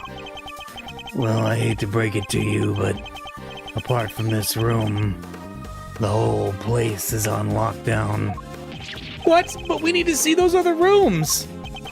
This is Mr. Von Karma's doing, I presume. Who else? Haven't seen the autopsy report yet, either. Guy's probably got a hand in that, too. And don't expect to speak with anybody except us cops and Miss Bound. Everybody else is gone, and I doubt Von Karma will be handing out phone numbers. Is this all just a game to him? Why does he have to go so far? So what's your plan of action, Detective? Same as before. Do what I can to help you uncover the truth. like I promised. You have my gratitude. Just you wait, Mr. Von Karma. We're gonna beat you and your bag of dirty tricks. Detective, may we conduct a brief investigation of the area? Sure, but like I said, everywhere else is off bounds. You probably won't be seeing those rooms again. That's fine. As long as there's at least some way of continuing our investigation, we'll make do. Begin investigation. Contest venue, fountain room. Okay. Interesting. Let's see. Oh, is he following us still? Okay, nice. All right. We can talk to these guys. Authorized personnel only beyond this point, I'm afraid. Meaning what? I'm not authorized. Sorry, sir. No authorized personnel either. So nobody's allowed in? Let me guess. On Karma's orders? Guy's really starting to grind my gears. And with Sam, an elevator. Interesting. Where does this elevator go? The second floor. Tangaroa and Bound live up there. Sounds like they live a pretty charmed life. Tea parties, candy making, that kind of thing. They even have a garden. Must be nice on a sunny day. That does sound nice. Perhaps they'll invite us when this is all over. You'd come, wouldn't you, Detective? Don't get ahead of yourself now. I'm not in the habit of palling around with attorneys. That's right. Still doesn't like attorneys. These trophies all belong to Mr. Tangaroa, but they're not all for confectionery contests. Some appear to be for charity work. A testament to both his character and his professional achievements. What's this one here? In recognition of Bacon Bop's long-standing achievement in making children's dreams come true. That's so sweet, it's got me wanting to watch it. Yeah, is this the same? This is quite the trophy. Awarded to Tangaroa. First place International Confectioners Association Annual Spectacular. It's made of candy. I guess it wasn't meant to last forever. Makes sense. Prizes, fame. None of it lasts forever, right? I doubt it's anything quite that deep. That's deep. And then here, what is... There's a drum set here decorated to look like as if it was made out of cakes. They must play it on Bacon Bop. Detective, about these drums. We already checked. There's nothing inside any of them. And no sign of anything having been put inside or taken out either. They're not relevant to the case. You've already done your homework, I see. Yeah, I may like lollipops a little too much. But I'm no sucker. Love it. It seems these instruments are used on Mr. Tangaroa and Miss Bound's TV show, Bacon Bop. There's some of the few things in here that aren't made of candy. Is it just me, or does the detective seem a little disappointed? What about this? A candy piano? Hey, I wonder if a body's gonna show up in there someday. Excuse me, may I ask what you're investigating? Sir, I'm analyzing the fountain water to see what might be in it, sir. And, what did you find? Chocolate and what looks like the kind of flavorings and colorings used in frozen desserts, sir. The composition of the chocolate seems to be the same as that of Mr. Tangaroa's work. And the flavorings and colorings match the profile of those used in Mr. Frost's ice sculptures. Those little rivers flow from all four artists' rooms, right here to this fountain. Guess that's how the stuff from the melted sculptures wound up in there. That's not all, sir. We also found blood. What? Why is there blood in the water? Think back to our investigation of the murder scene, Detective. Take another look at the scene in front of us, Detective. A very conspicuous pool of blood that should be here is clearly missing. You're right. Don't remember anybody mentioning they'd remove the blood along with the body.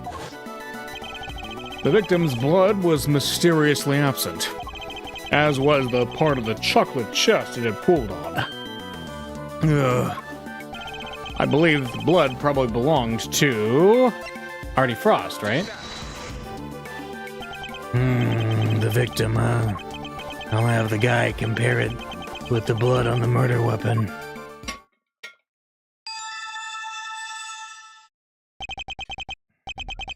It's a match. The blood in the fountain is Frost's. But why would someone want to send the victim's blood downstream and into the fountain like this? All right, victim's blood added to the court record. Nice. This sign shows which artist's work is on display in which room. From left to right, Mr. Tangaroa, Mr. Gusto, Miss Scone, and Mr. Frost. Incidentally, this sign is also made from candy. What were they going to do with all this candy? Was somebody going to eat it when the contest was over? I hope not. Miss Bound, we're here to continue our investigation. Oh, Mr. Edgeworth, I'm so sorry about earlier. She's still looking kind of down in the dumps, Mr. E.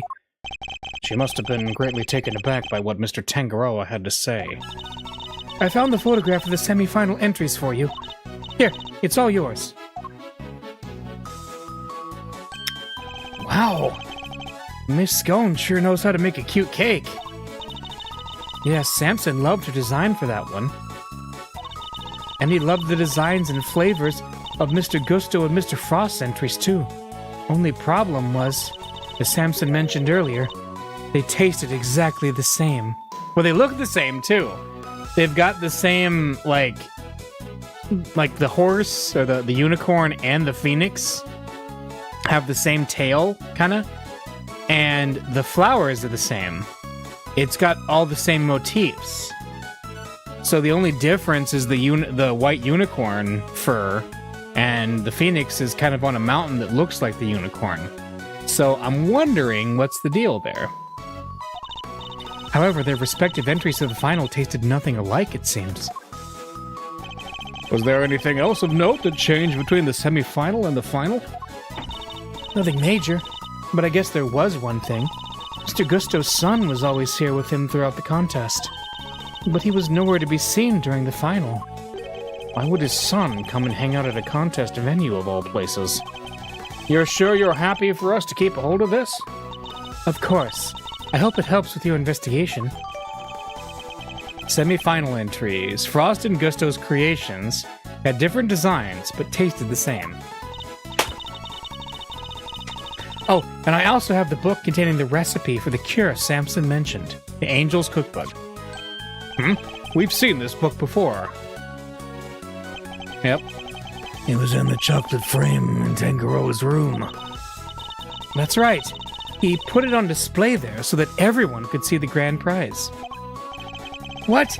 The cure is in the ultimate cookbook? So it's not a book of dessert recipes, I take it?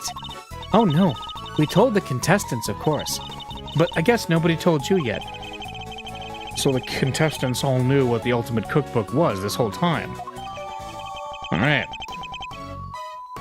A book containing formulas for creating a cure for taste disorders and other chemical and pharmaceutical items. Oh.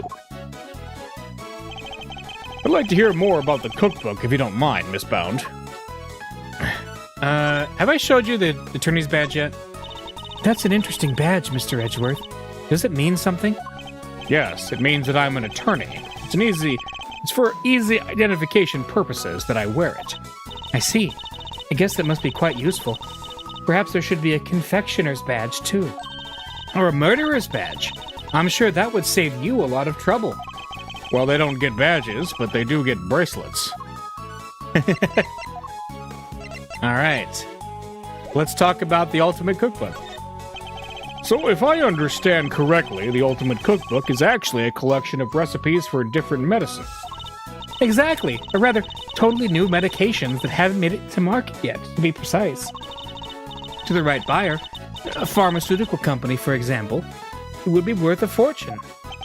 But why make that the grand prize in a confectionery contest?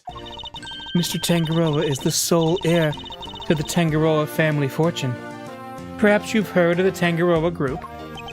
The Tangaroa Group? Yeah, I think I've heard of them somewhere before. It's a major pharmaceutical corporation. Sells all kinds of pills and poisons. Oh yeah, that new Cold Killer Pro has been making some real waves since it went on sale. I always reach for a Cold Killer when I'm feeling under the weather. Wait, so they made Cold Killer, which was the... was it Cold Killer X? Wasn't that the poison in the third game? Which is never, as far as I've seen. I'd like to hear more about the Tangaroa Group, if you don't mind. Yeah, talk to us. So did Mr. Tangaroa not want to take over for his parents and go into the family business? No, he preferred the idea of making people's lives better through the power of confectionery. And his parents supported him in his quest to become the best in the world. Then, when they passed away, he inherited the cookbook. But why would he make such a valuable heirloom a mere contest prize? He's been hounded by so many people looking to make that book their own. He was tired of it. But it would have been an insult to his parents' memory simply to give it away. So he decided to find somebody he felt was worthy of it. I'll bet the board of directors loved that. Handing over the fruits of all their expensive research to someone else. They hated the idea, of course, which is why Delicia entered the contest. The Tangaroa Group wanted her to win the book back for them. Huh? So you knew she was a pharmacist all along? Yes, and not only that, I told her how to appeal to Samson's tastes. I tried to help her win. But why? I wanted to protect Samson by protecting the Tangaroa Group. If that cookbook fell into another company's hands, the board would never forgive him. So I wanted to find a way to keep it within the company, but in a way that Samson couldn't object to.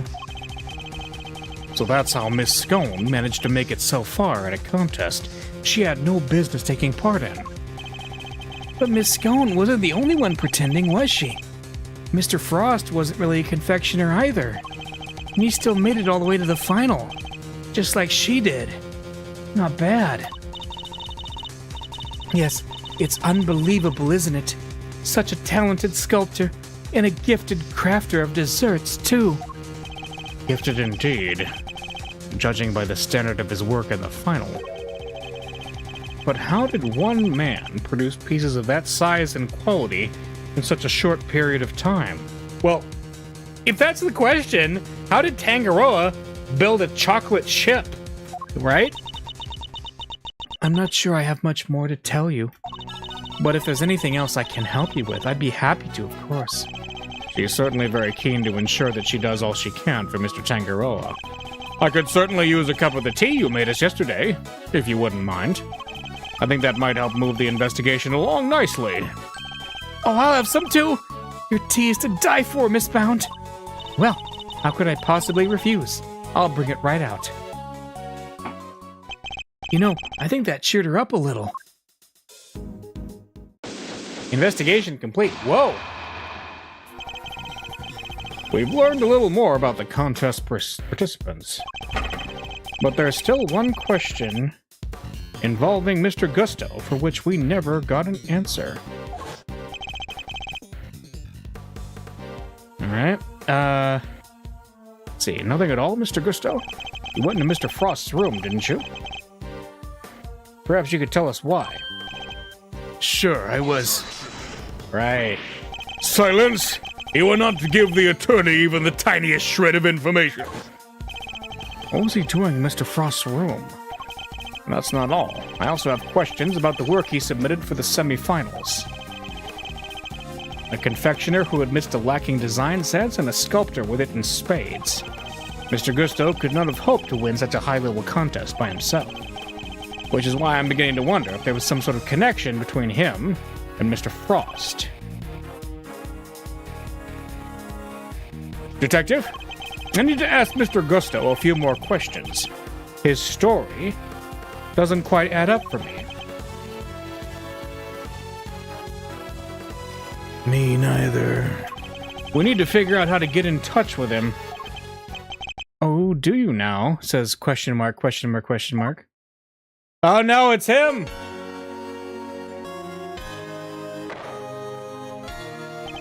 Good luck with that, because I have no intention of allowing it. Mr. Von Karma!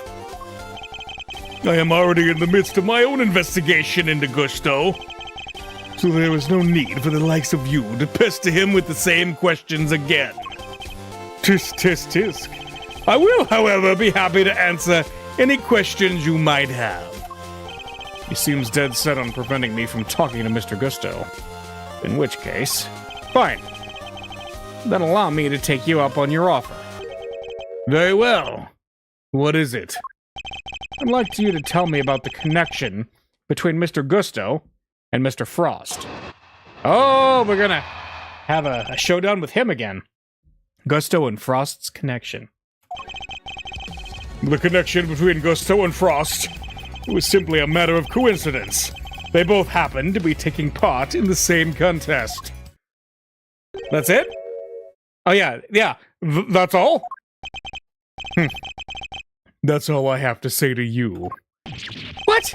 But that doesn't help us at all! That was one of the most unhelpful testimonies I think I've ever heard. We'll have to confront him with everything if we want to draw the truth. Confront him with evidence if we want to draw the truth out of him. And it's imperative that we do. He's clearly hiding something. Alright. Rebuttal. Connection. 2 whole statements. Yes, there must have been a connection of some kind. But if you would cease your baseless interruptions, I will happily tell you what it is. If this were a courtroom, I would have you removed for contempt. But isn't that solely the judge's purview? Yeah, Judge Von Karma would probably have dancing to his tune. What? Even judges are scared of him? It won't be an easy trial, that's for sure. Please, Mr. Von Karma, continue.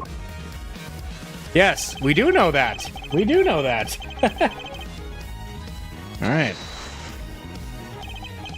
Granted, it may have simply been a coincidence they both entered the same competition, but that doesn't rule out a connection of some other kind between the two of them. I do hate to repeat myself, but if you do not have any pertinent evidence, then kindly keep your mouth shut.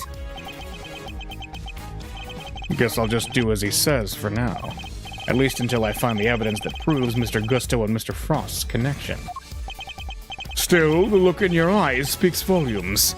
Well, go on then. What are you trying to say? Make up your mind, will you? Should I keep my mouth shut or not? It seems Mr. Von Karma is keen to keeping us away from the truth. Which means the truth must be inconvenient to him somehow, right? Mr. Gusto and Mr. Frost had something in common. I just need to present the thing they shared to Mr. Von Karma. Alright, the connection. What about their semi-final entries? They tasted the same. And in my opinion, they looked the same. I wonder if you could look at the 2 confections in the foreground for me, Mr. Von Karma. They were made for the contest semi-finals. Both are quite exquisitely crafted, wouldn't you agree? Get to the point.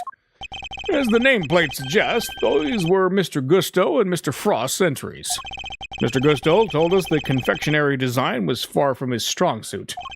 And yet, his work in the picture is just as good as Mr. Frost's. Exactly as good, in fact. We learned from another witness that their 2 entries also tasted exactly the same.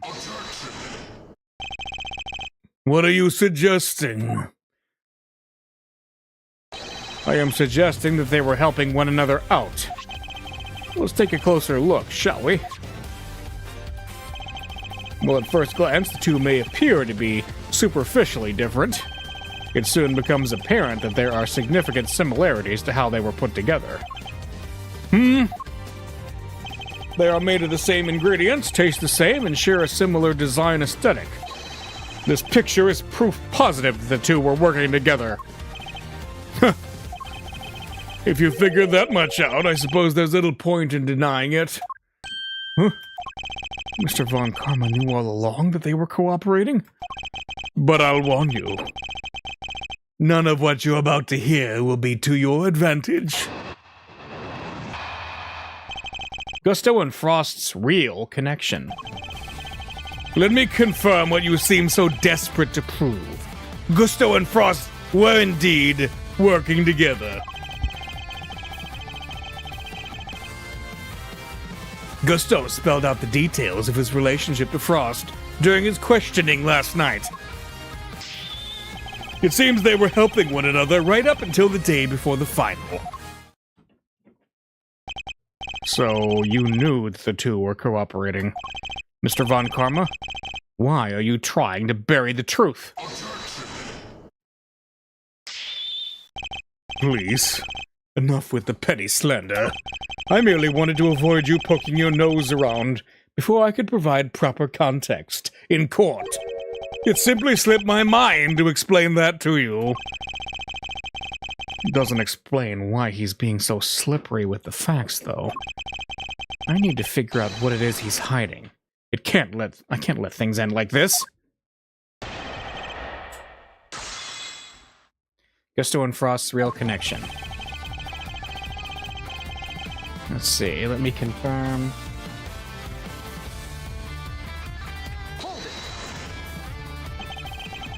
So you did know that there was a connection between the two?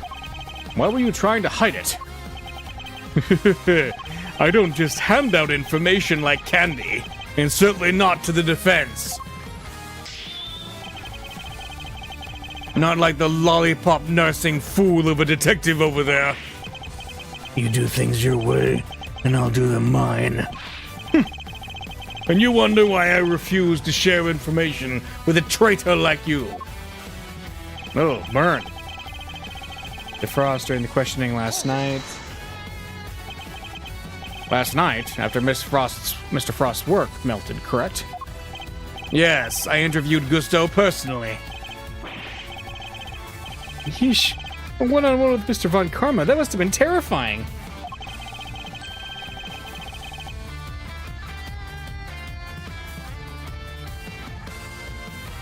I imagine Mr. Gusto probably meditated his way through the difficult parts. He most certainly did not, every time he closed his eyes. I brought him back with an almighty snap. No one dares to plead the fifth with me. Did that even work on him? And that is how I was able to perfectly learn every last detail of Gusto and Frost's relationship. Seems they were helping one another right up until the day before the final. But why were they cooperating? Gusto's sense of design is subpar, and Frost was an amateur confectioner at best. Neither of them stood a chance of making it through the contest alone. So what was their endgame? Why cooperate only until the day before the finals? Gusto claims to have ended the scheme. Allegedly, he wanted to win the final on his own merits. His one and only goal really was to be crowned the world's best confectioner. But his pride would not allow him to do so with the help of another. Cheaters can only ever win hollow victories, I guess. I was under the impression that their collaboration had only lasted through the semifinals. But I'm starting to think it might have lasted up through the final itself. Mr. Von Karma, I'd like to ask you some more about how long they worked together, if you don't mind. If you must. The Gusto's sense of design is subpar, and Frost was an amateur confectioner at best. Well, Gusto did say that his sense of design was really bad when we first met him. So let's see. Before you ask, I'm not objecting to your characterization of Mr. Gusto's design sense. Yeah, he admitted himself he isn't all that great. He made what he alleged to be a likeness of me. Just thinking of the abomination he came out with turns my stomach. Yeah, I kinda like the guy's work. an artistically rich amateur, and an artistically impoverished professional. In a way, it was inevitable that they would wind up working together. All right, the two cooperated until the day before the final, then decided to compete on their own merits. Okay. You really believe that they were cooperating until the day before the finals, and then just simply stopped? That seems a little strange to me, wouldn't you agree? I have told you the truth. Whether you find it strange or not is none of my concern. He was concerned enough to try to hide it from me only a few minutes ago, though. Which means there must have been a reason for that. Based on Mr. Tangaroa's assessment, it sounded as if Mr. Frost's entry for the final was the clear winner. Which means he must have still been working with Mr. Gusto, right? That's precisely what I was thinking. I must have some evidence that proves they were cooperating right up through the finals. Let's see. Let me confirm. Gusto then decided to compete on their own merits. Okay.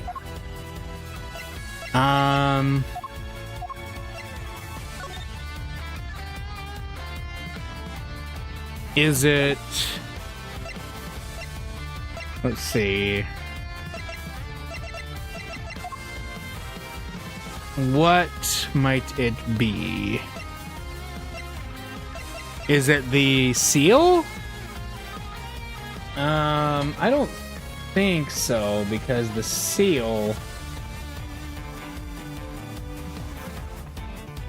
seems kinda not important, but it's hard to say.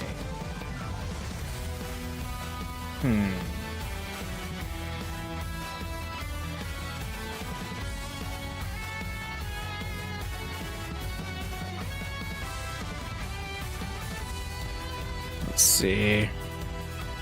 Are we able? Let's see. We can't examine the seal, right? Let's see. Yeah, we got that. That's, I don't think, important. Tangaroa's teapot, which does have the Paul Halik symbol. Look, there's something stamped on the bottom. It says PH. I suppose that must be Paul Halik's pottery mark. Those are his initials, after all. Miss Bound said she's a big fan of his work. His initials, huh? So if I admitted it would say EF? Perhaps you should practice by initialing your personal belongings first. Alright. Yes, what a gorgeous design. Really? Just seems a bit out there to me. Like, how do you even get your tea in there? Art isn't about functionality, it's about form. Guess I'll have to take your word for it, Mr. E. This art stuff is way beyond me.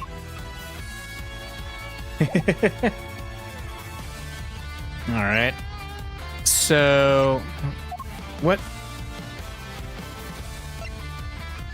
Frost's sculptures were scrumptious except for the lyre, which was salty.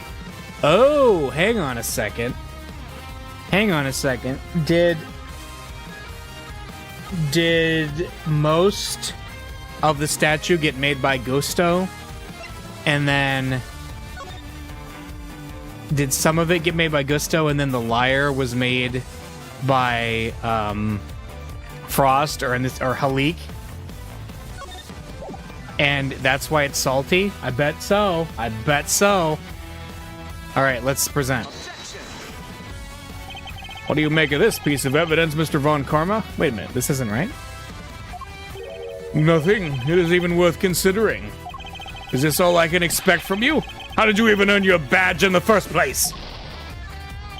And yet, here I stand proudly as a lawyer. Exactly the kind of feeble-minded response I expected. Pathetic! Ugh, I'm lower than dirt to him. Let's see. Is it a different statement, maybe? Gusto spelled out the details of his relationship to Frost during his questioning. Gusto's sense of design is subpar, and Frost was an amateur confectioner at best. Let's see. Let's see. Can I do the statement? There we go. It was the statement, not the picture. Got it. They weren't working together during the finals? I find that a little hard to believe. Miss Scone is on record as having described Mr. Frost's creations as scrumptious. And while he was certainly skilled, I doubt even he could have become a world-class confectioner overnight. It seems far more likely to me that he and Mr. Gusto were still cooperating during the finals. How many times must I explain this to you? Assertions require proof, and one person's entirely subjective statement is not proof of anything. Besides, even amateurs can occasionally make delicious food. Perhaps Frost was simply lucky. My wife, for example, is an amateur whose cooking puts first-class chefs to shame.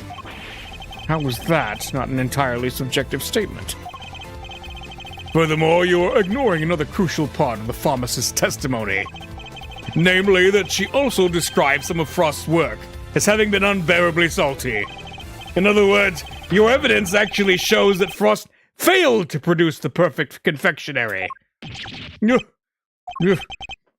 Tisk. No more objections, I take it. There must be some way I can prove that Gusto and Frost were still collaborating. Mr. E, there's something that's been on my mind. Yes? What is it, Eddie? Mr. Frost's entry for the finals. Wouldn't it have taken a while to make? I would imagine so. Making flavored water, freezing it all, and then carving 2 whole sculptures? Could he really have done that? And help Mr. Gusto with his work? Ugh. If it was me, I'd have barely gotten as far as the setting the flavored water up to freeze part. I just can't see how Mr. Frost could have pulled it off. Perhaps there's some lawyerly instinct in you after all, Eddie. Your ponderings certainly point to another possibility. Eddie's right. Mr. Frost would have needed to freeze his own large blocks of flavored ice to create his art. And there wouldn't have been time to do that during the contest itself. So what Mr. Frost must have done in order to finish his flavored ice entry within the time limit. Make the ice the day of the final, make the ice the day before the final, make it out of something else entirely.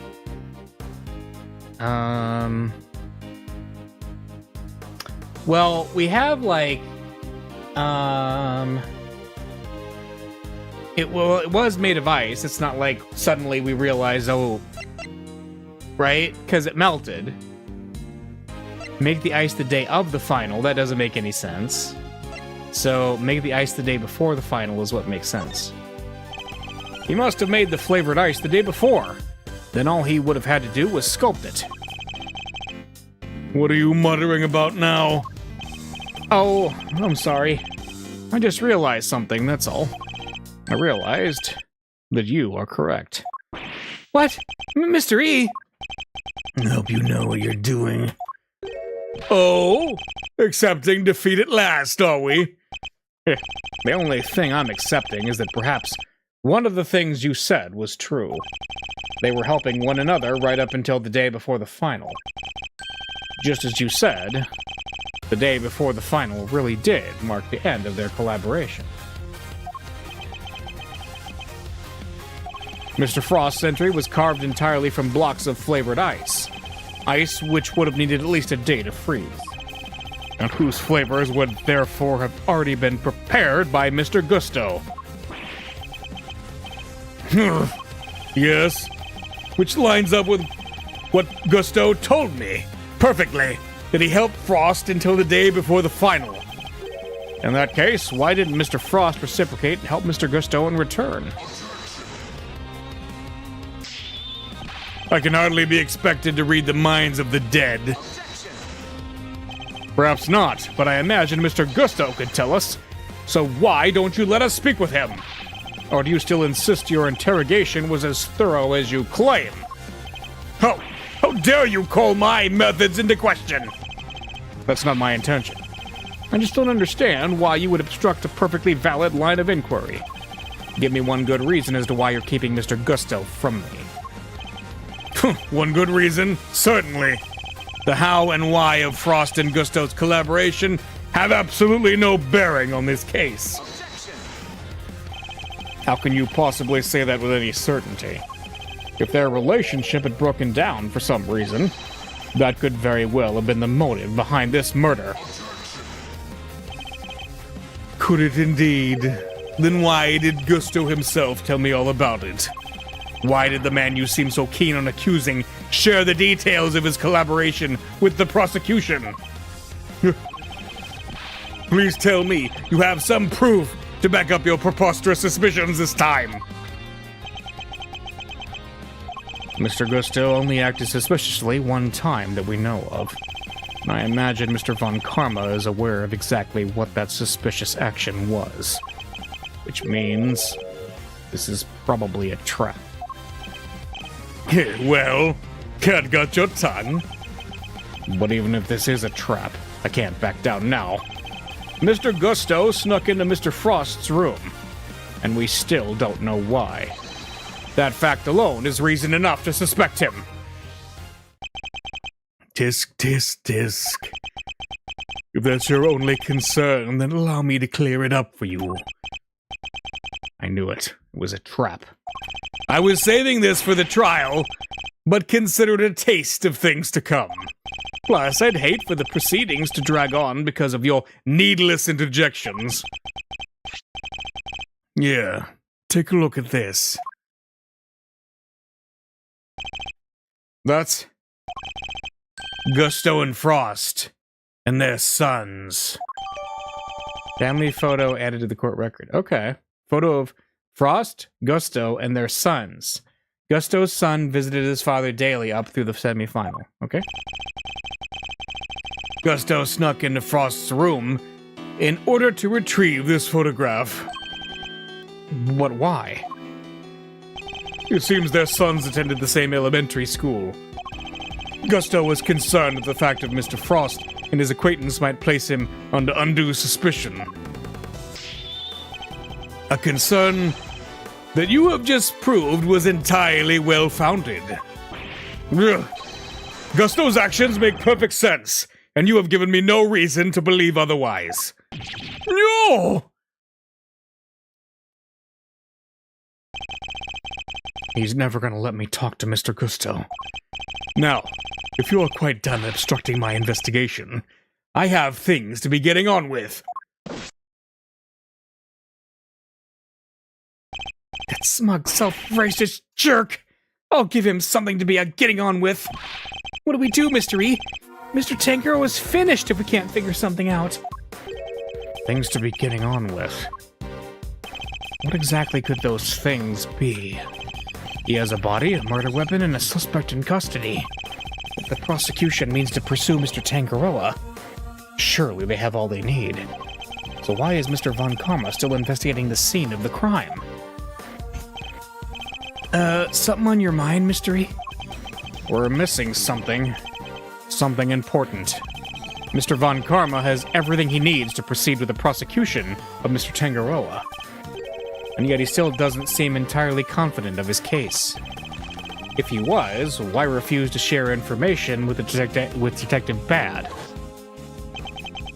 Who else? I haven't seen the autopsy report yet either. Guy's probably got a hand in that too. No autopsy report. Okay. Wow.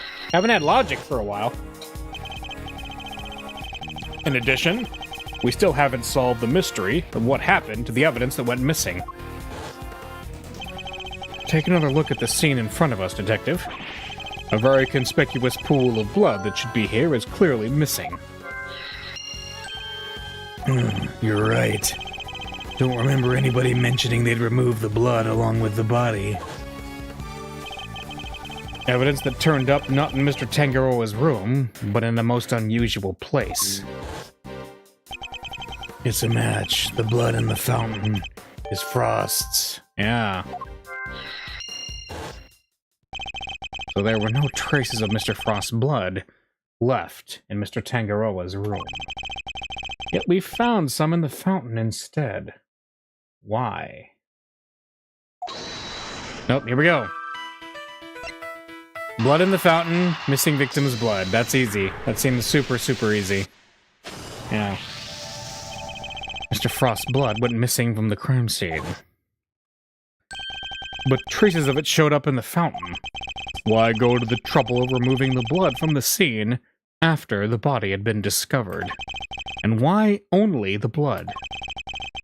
Surely the body would have also been in the way? Wait, could someone have moved the body aside to get to the blood? Ah. No autopsy report and the body was moved aside, right?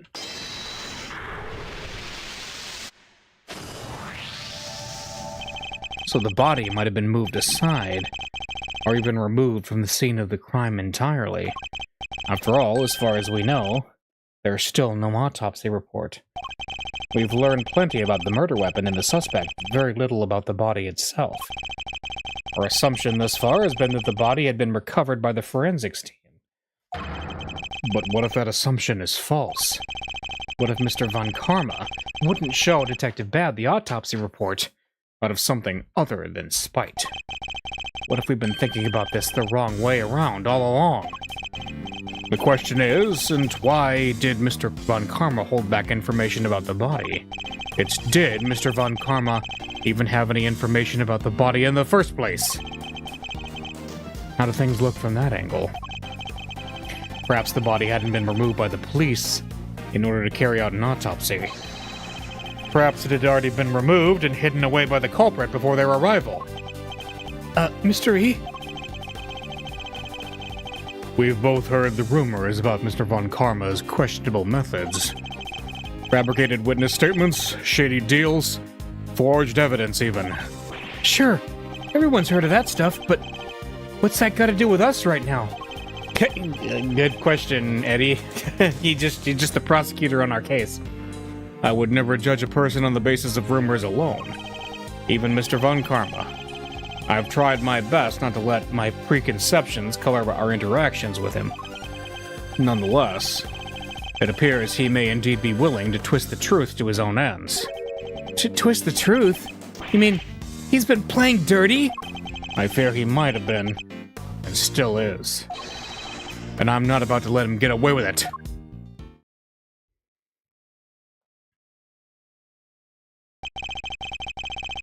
I'm returning to the prosecutor's office.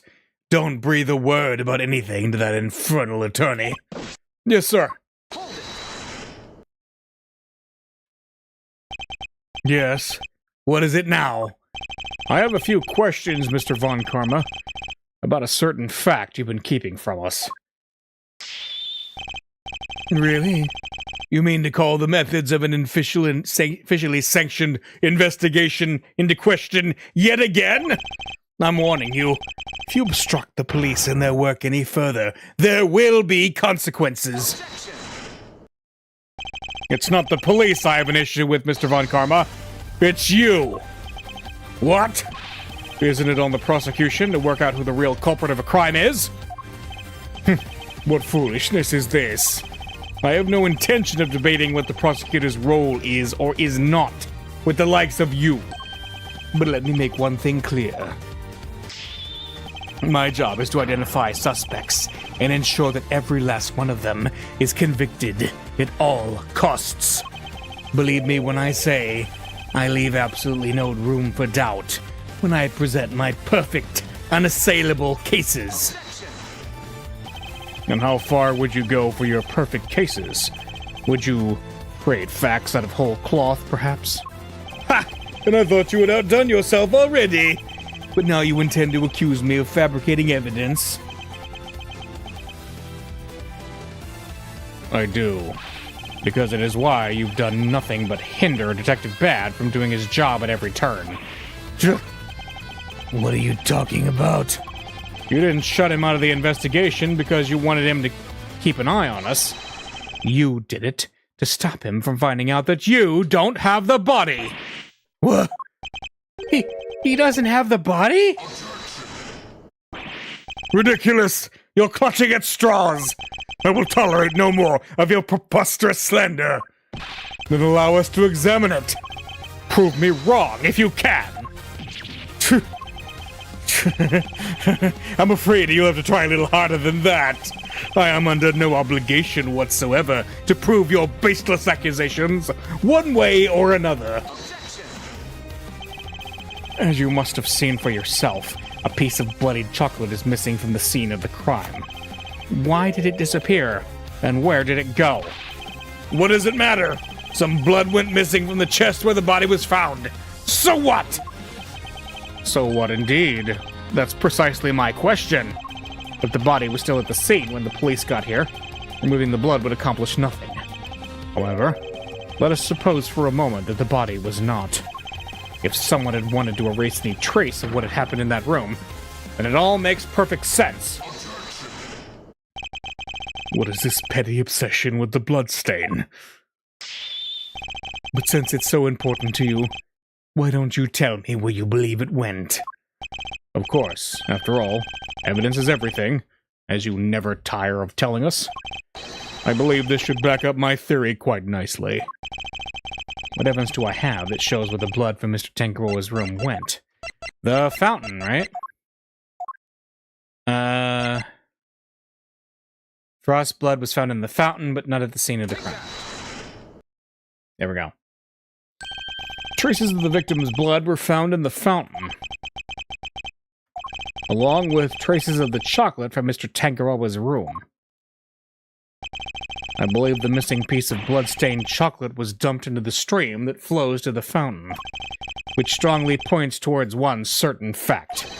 Someone purposefully disposed of the blood after the body had been removed from the chest. Mr. Von Karma, where did you find the body? You didn't find it, did you? Answer me! Where did you get your hands on that kind of evidence? You have neither the authority nor the means to carry out that kind of analysis on the fountain water. No, but I do. Curse you, bad! You've been a thorn in my side from the moment you were assigned! Well, no longer. As of now, you are officially off the case. Oh, I was barely on it in the first place. Mr. Von Karma, you still haven't answered my question. Will you admit it? Will you confirm that no body was ever recovered? It's really quite the claim, you know. One that you'll never find any proof for, I'm afraid. What must I do to get an answer out of him? Now, if you don't mind, I have given you quite enough of my precious time already. I look forward to destroying you in court, Gregory Edgeworth. Your precious logic and theories won't save you then. Nothing will. Mark my words, Mr. Von Karma. Your methods will be your undoing. No matter how you try to hide the truth, I'll bring it all to light in the end.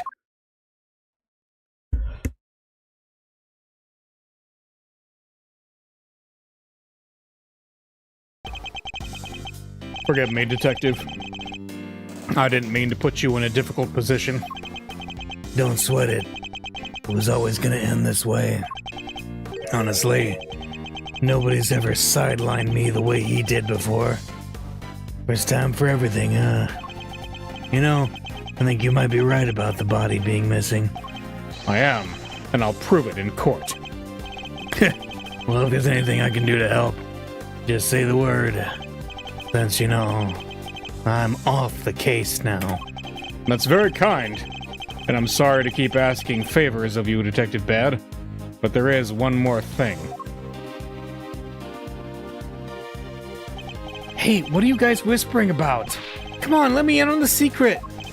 All right, Eddie. The detective and I were just arranging a little insurance for the trial. I think we have enough to see Mr. Tangaroa acquitted. But I'd prefer to have an ace in the hole, just in case. And what is it? You'll find out in the courtroom. Wait, what? You're letting me join you? Of course I am. You are my assistant, after all. I'll be more than that by next year. I'll be a full-fledged attorney, you know? We can take on Mr. Fun Karma together. Indeed. Though I'm hoping we'll have freed Mr. Tangaroa by then. But if we're up against Mr. Von Karma, I guess we can't rule out the possibility. This might take some time. Right, but we'll do everything we can in the meantime. I know you can beat Mr. Von Karma, Mystery. I believe in you. We can't allow Mr. Tangaroa to remain in prison for a crime he didn't commit. And we won't. I'll expose Mr. Von Karma's lies if it's the last thing I do.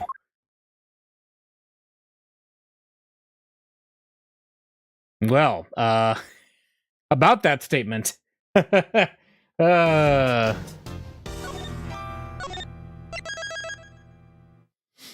identity of the body. Okay, it's Frost, right? I mean, we're back to the future.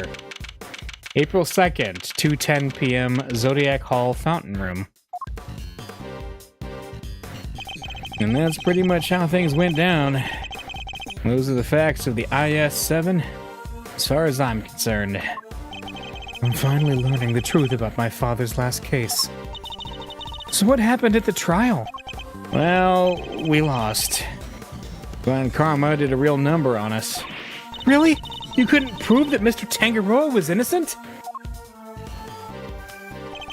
Oh, we could prove it all right. Had a decent little pile of evidence in our favor. Problem was, we underestimated Von Karma. He fought even dirtier than we'd feared. I can imagine. Securing a conviction at all costs. That was always his guiding principle. Yeah, ain't that the truth? Anywho, the trial dragged on and on. Whole thing took about a year in the end. And I'll never forget the day the verdict came down. December 28th that following year. It's April now, so... Oh, mama. We're talking over 17 years ago. Time sure does fly, huh? December 28th. I was there that day 17 years ago, sitting in the courtroom gallery. Just before the trial got started, Gregory noticed that Samson was looking even worse than usual. Turns out the poor guy had finally reached his limit. It was so bad he even said he wanted to be found guilty. Wait, you mean they forced a confession out of him? Yeah, Von Karma got what he'd been pushing for from the very beginning. And when Gregory tried to drop the bombshell about there being no body to speak of, he learned that Von Karma had used the power of the police to head him off at the pass. He even had himself a fake autopsy report. But that wasn't the end of it. Von Karma had gotten Samson to falsely testify against himself, being an accessory to murder in court. Combined with his confession, the poor guy's goose was well and truly cooked. But Gregory still had his ace in the hole, though. The same ace he asked Detective Bad to help him with. Exactamundo. He knew he needed one last card to play if they squeezed a confession out of Samson. So he had Bad record all of Samson's interrogations. I guess Detective Bad really wanted to know the truth too, huh? We all did, but he was a trooper. Stayed with the case even after Von Karma took him off of it. He was tied up in some other big case too, good old Bad. They don't make him like that anymore. Anyway, Gregory presented the recordings as proof that Samson's confession was coerced. And you know what? It almost worked. A cop named Ian Seidman got fired. Samson's interrogator and the initial detective before Bad, he took the fall for pretty much the whole thing. But Von Karma didn't get away scot-free. In fact, he was disciplined by the chief prosecutor for the one and only time in his 40-year career. Still, Samson himself couldn't stomach another day in court. So when that guilty verdict came down, it didn't just signal the end of that day, but of the whole sad affair. I don't remember a lot myself, but my father's face when they declared Mr. Tangaroa guilty.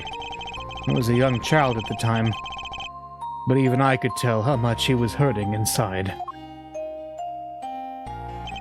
Gregory wanted to appeal the ruling, of course. He would have done anything to clear Samson's name.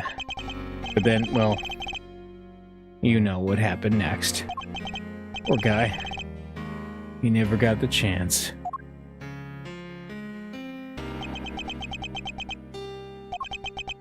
I should have left with him that day. I'll always blame myself for not doing that.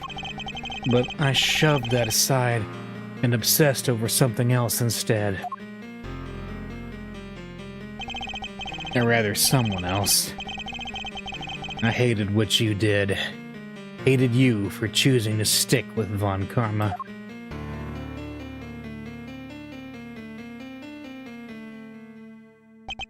I hope you can forgive me. No. You had every right to hate me.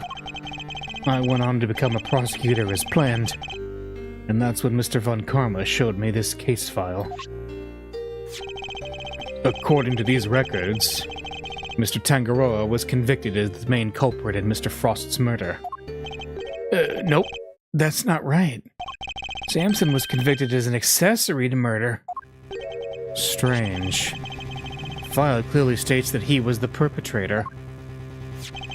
Plus, I'm fairly certain that all of Mr. Von Karma's cases were successfully solved. Mind if I take a peek at those? This file's been doctored. That part about the verdict, it's been changed. What? Here, feast your peepers on this. Alright, suspect data. Organizer of confectionery contest. Victim's body was found inside one of his creations while in detention. Verdict. Convicted as an accomplice. Yeah. Convicted as an accomplice? That's a copy of the file they have on record at the courthouse. And then why is my copy so different? Well, he said it came from Mr. Von Karma, yeah? I guess as he didn't want Gregory's son thinking there was a murderer out there still at large. Didn't want you looking into it again before the statute of limitations was up. So everything I believed about the case was a lie. Like they say, we all gotta start somewhere. What's important is you know what's what now. The statute of limitations may have run out, but the truth's still out there, you know. I inherited Samson's case when your old man passed. Prosecution handed it off to somebody else, too. The great Von Karma wasn't gonna bother facing off against a rookie like me, was he? Anyway, long story short, the killer was never found, and Samson was found guilty instead. That's terrible! Is there really nothing we can do to help him? Not without the real perp, I'm afraid. Until then, his confession stands. Speaking of which, I didn't find out until after the verdict had been handed down, but Von Karma had threatened Samson and made him a deal. Told him if he didn't confess, he'd make sure Judy was convicted instead. How could he? Samson knew there was no way Judy could have done it, of course, but he wasn't going to take any chances. So he did what he was told and confessed to keep her safe. Now riddle me this, Mousy boy. Why do you think your Uncle Eddie just happened to be in the prison the day Bronco Knight died? Ah, that's right! You were there to see Mr. Tangaroa. Bingo! Judy and I both promised we'd visit him every day. I didn't quite keep that promise, but Judy did. She never missed one visit in all these years. Come rain or shine, she always showed up. But none of that changes the fact that Samson is still being unduly punished day after day. How heartbreaking. We've got to do something, Mr. Fender. No, kiddo, that's actually why we came here.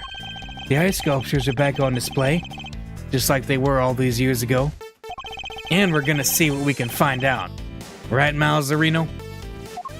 I'm a prosecutor at Fender. I don't look at these things in the same way as you or my father. Miles. But that doesn't matter right now. Speaking not as a prosecutor, but as Miles Edgeworth, I want to know the truth behind both of these cases. And I'm not leaving until I do.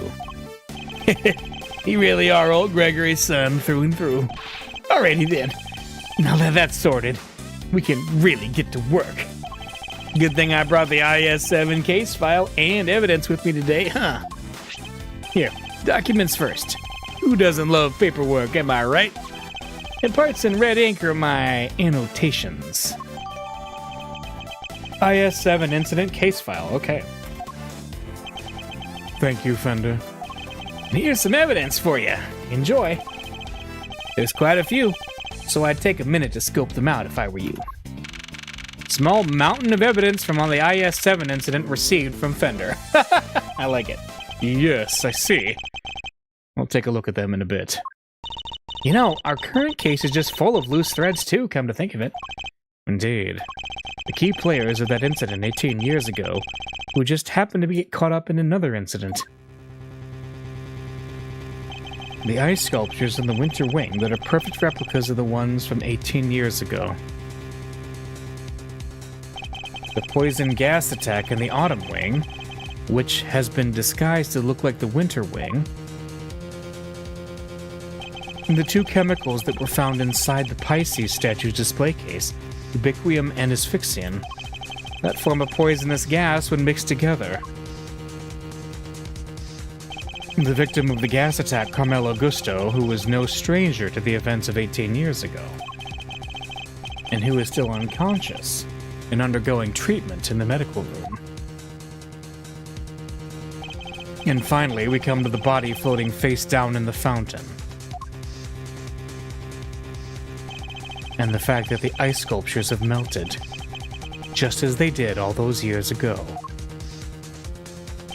The events of the present day would appear to be intimately linked with the events of the past.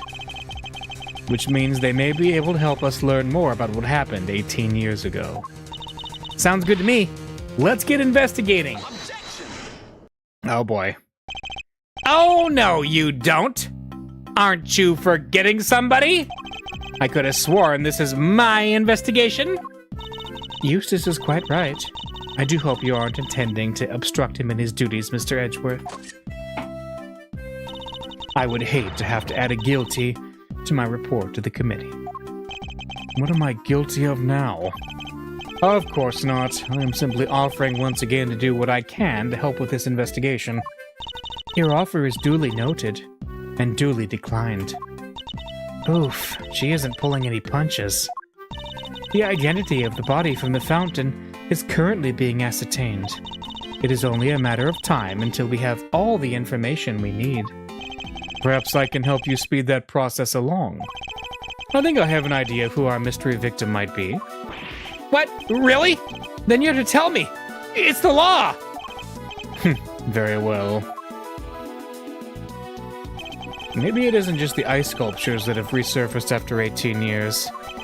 The body in the fountain may also be a visitor from the past. That's who I thought. It's him. Yeah. I believe the body in the fountain is that of the man who was murdered here 18 years ago. Mr. Artie Frost. What? You're saying that was poor Chillywinks? Wait. Who the heck is Chillywinks? Or Artie? Or whoever it is you're talking about? Artie Frost was a famous sculptor, Eustace, although he was better known as Paul Halik. The sculptures on display here are all his works. No way. Sounds like he did well for himself. Always good to encounter a fellow winner. Mr. Frost was also the victim in the IS-7 incident. Judge Gavell knows about the IS-7 incident? Mr. Edgeworth, the IS-7 incident is an 18-year-old case. And according to police records, the victim's body was recovered and an autopsy duly carried out. Sure, that's what the records say. But the records can't always be trusted. What are you insinuating? Well, the records say stuff like, body totally recovered. The defense back then begged to differ. Not that it stopped the prosecution from shutting them down hard, of course.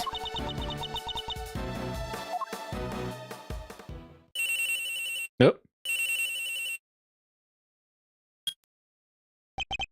Yeah, this is Winner. What? Really? What is it, Eustace? The body. We've got an ID. Huh? Some sculptor called Frost or something? So I guess Edgeworth called it? Goddess of Justice. So my father's deductions were right all along. Well, Judge Gavell, I'd say this changes things, wouldn't you? Perhaps now you'll admit that I might be of use to this case. More than a certain junior prosecutor, anyway. Yeah, no fair. You're trying to steal the win. I'm doing no such thing. All I want is to uncover the truth. And if we're going to get to the bottom of what happened here, we'll need to work together. We do not need to do anything, and you do not need to know the truth. This case is none of your concern. Whoa there, Judge G. I think you might be wrong about that. Another of your interruptions, Mr. Fender? Yup, see, I was on the defense team for IS-7, so this case is very much my concern. I was one of those pesky kids pushing the theory that the body had actually gone missing. The prosecutor at the time may have brushed us off, but you can't deny the testimony of your eyes. Or to put it a little more bluntly, the prosecution's case was rotten from the ground up. When there's been a miscarriage of justice caused by the prosecution, it's the committee's job to fix it, no? Ugh. And who better to help you unpick the mess than someone who was there at the time? Unless you have an ulterior motive. Judge Gavell seems to know the facts of the IS-7 incident in some detail. In which case, I suspect she must be here on the committee's behalf. Your connection to the case is noted, Mr. Fender, but I fail to see how it concerns Mr. Edgeworth. He's the son of the original defense attorney and the protege of the case's lead prosecutor. And if that's not enough for you, he was at the trial, too. I think it's just possible he might have a little something to bring to the table. Don't you? Very well. You may both assist in the investigation, but only if you refrain from interfering with the work of others. The Winter Wing is off limits for now. This room, however, is all yours. Alrighty. Great to hear we're on the same wavelength, G. Why don't we bring it in to show we're all on the same side of justice? Do not test me, Mr. Fender. Your permission to investigate can be revoked at any time. Duly noted, Your Honor. This is a turn up for the books, huh, Mousy? We get to do our thing after all. Thanks to your immeasurable help, as always. Hey, no sweat. Besides, I was mostly doing it for me. Okay. I'll be investigating my own thing, so just holler if you find something interesting. I will. Okay, shall we? Heck yeah! Let the investigation commence. We're still unclear on two key facts. How Mr. Frost's body came to be where we found it, and the source of the ubiquium. You're right. We need some more intel. Indeed. Let's focus on the ubiquium first and foremost. It's used in stuff like dish soap and paint, right? Correct. It's also bright red in color and has a distinctive minty fragrance. Okay, sounds like we know what we're looking for. Begin the investigation. But we're at time close to it, so I think I'm actually going to call it here for tonight. And then next week, we will start with the proper investigation of this section. And yeah, so investigating the fountain room, part 2. So we should probably be able to close this case out next time, and then start case 4. So we will see you then next week. Bye.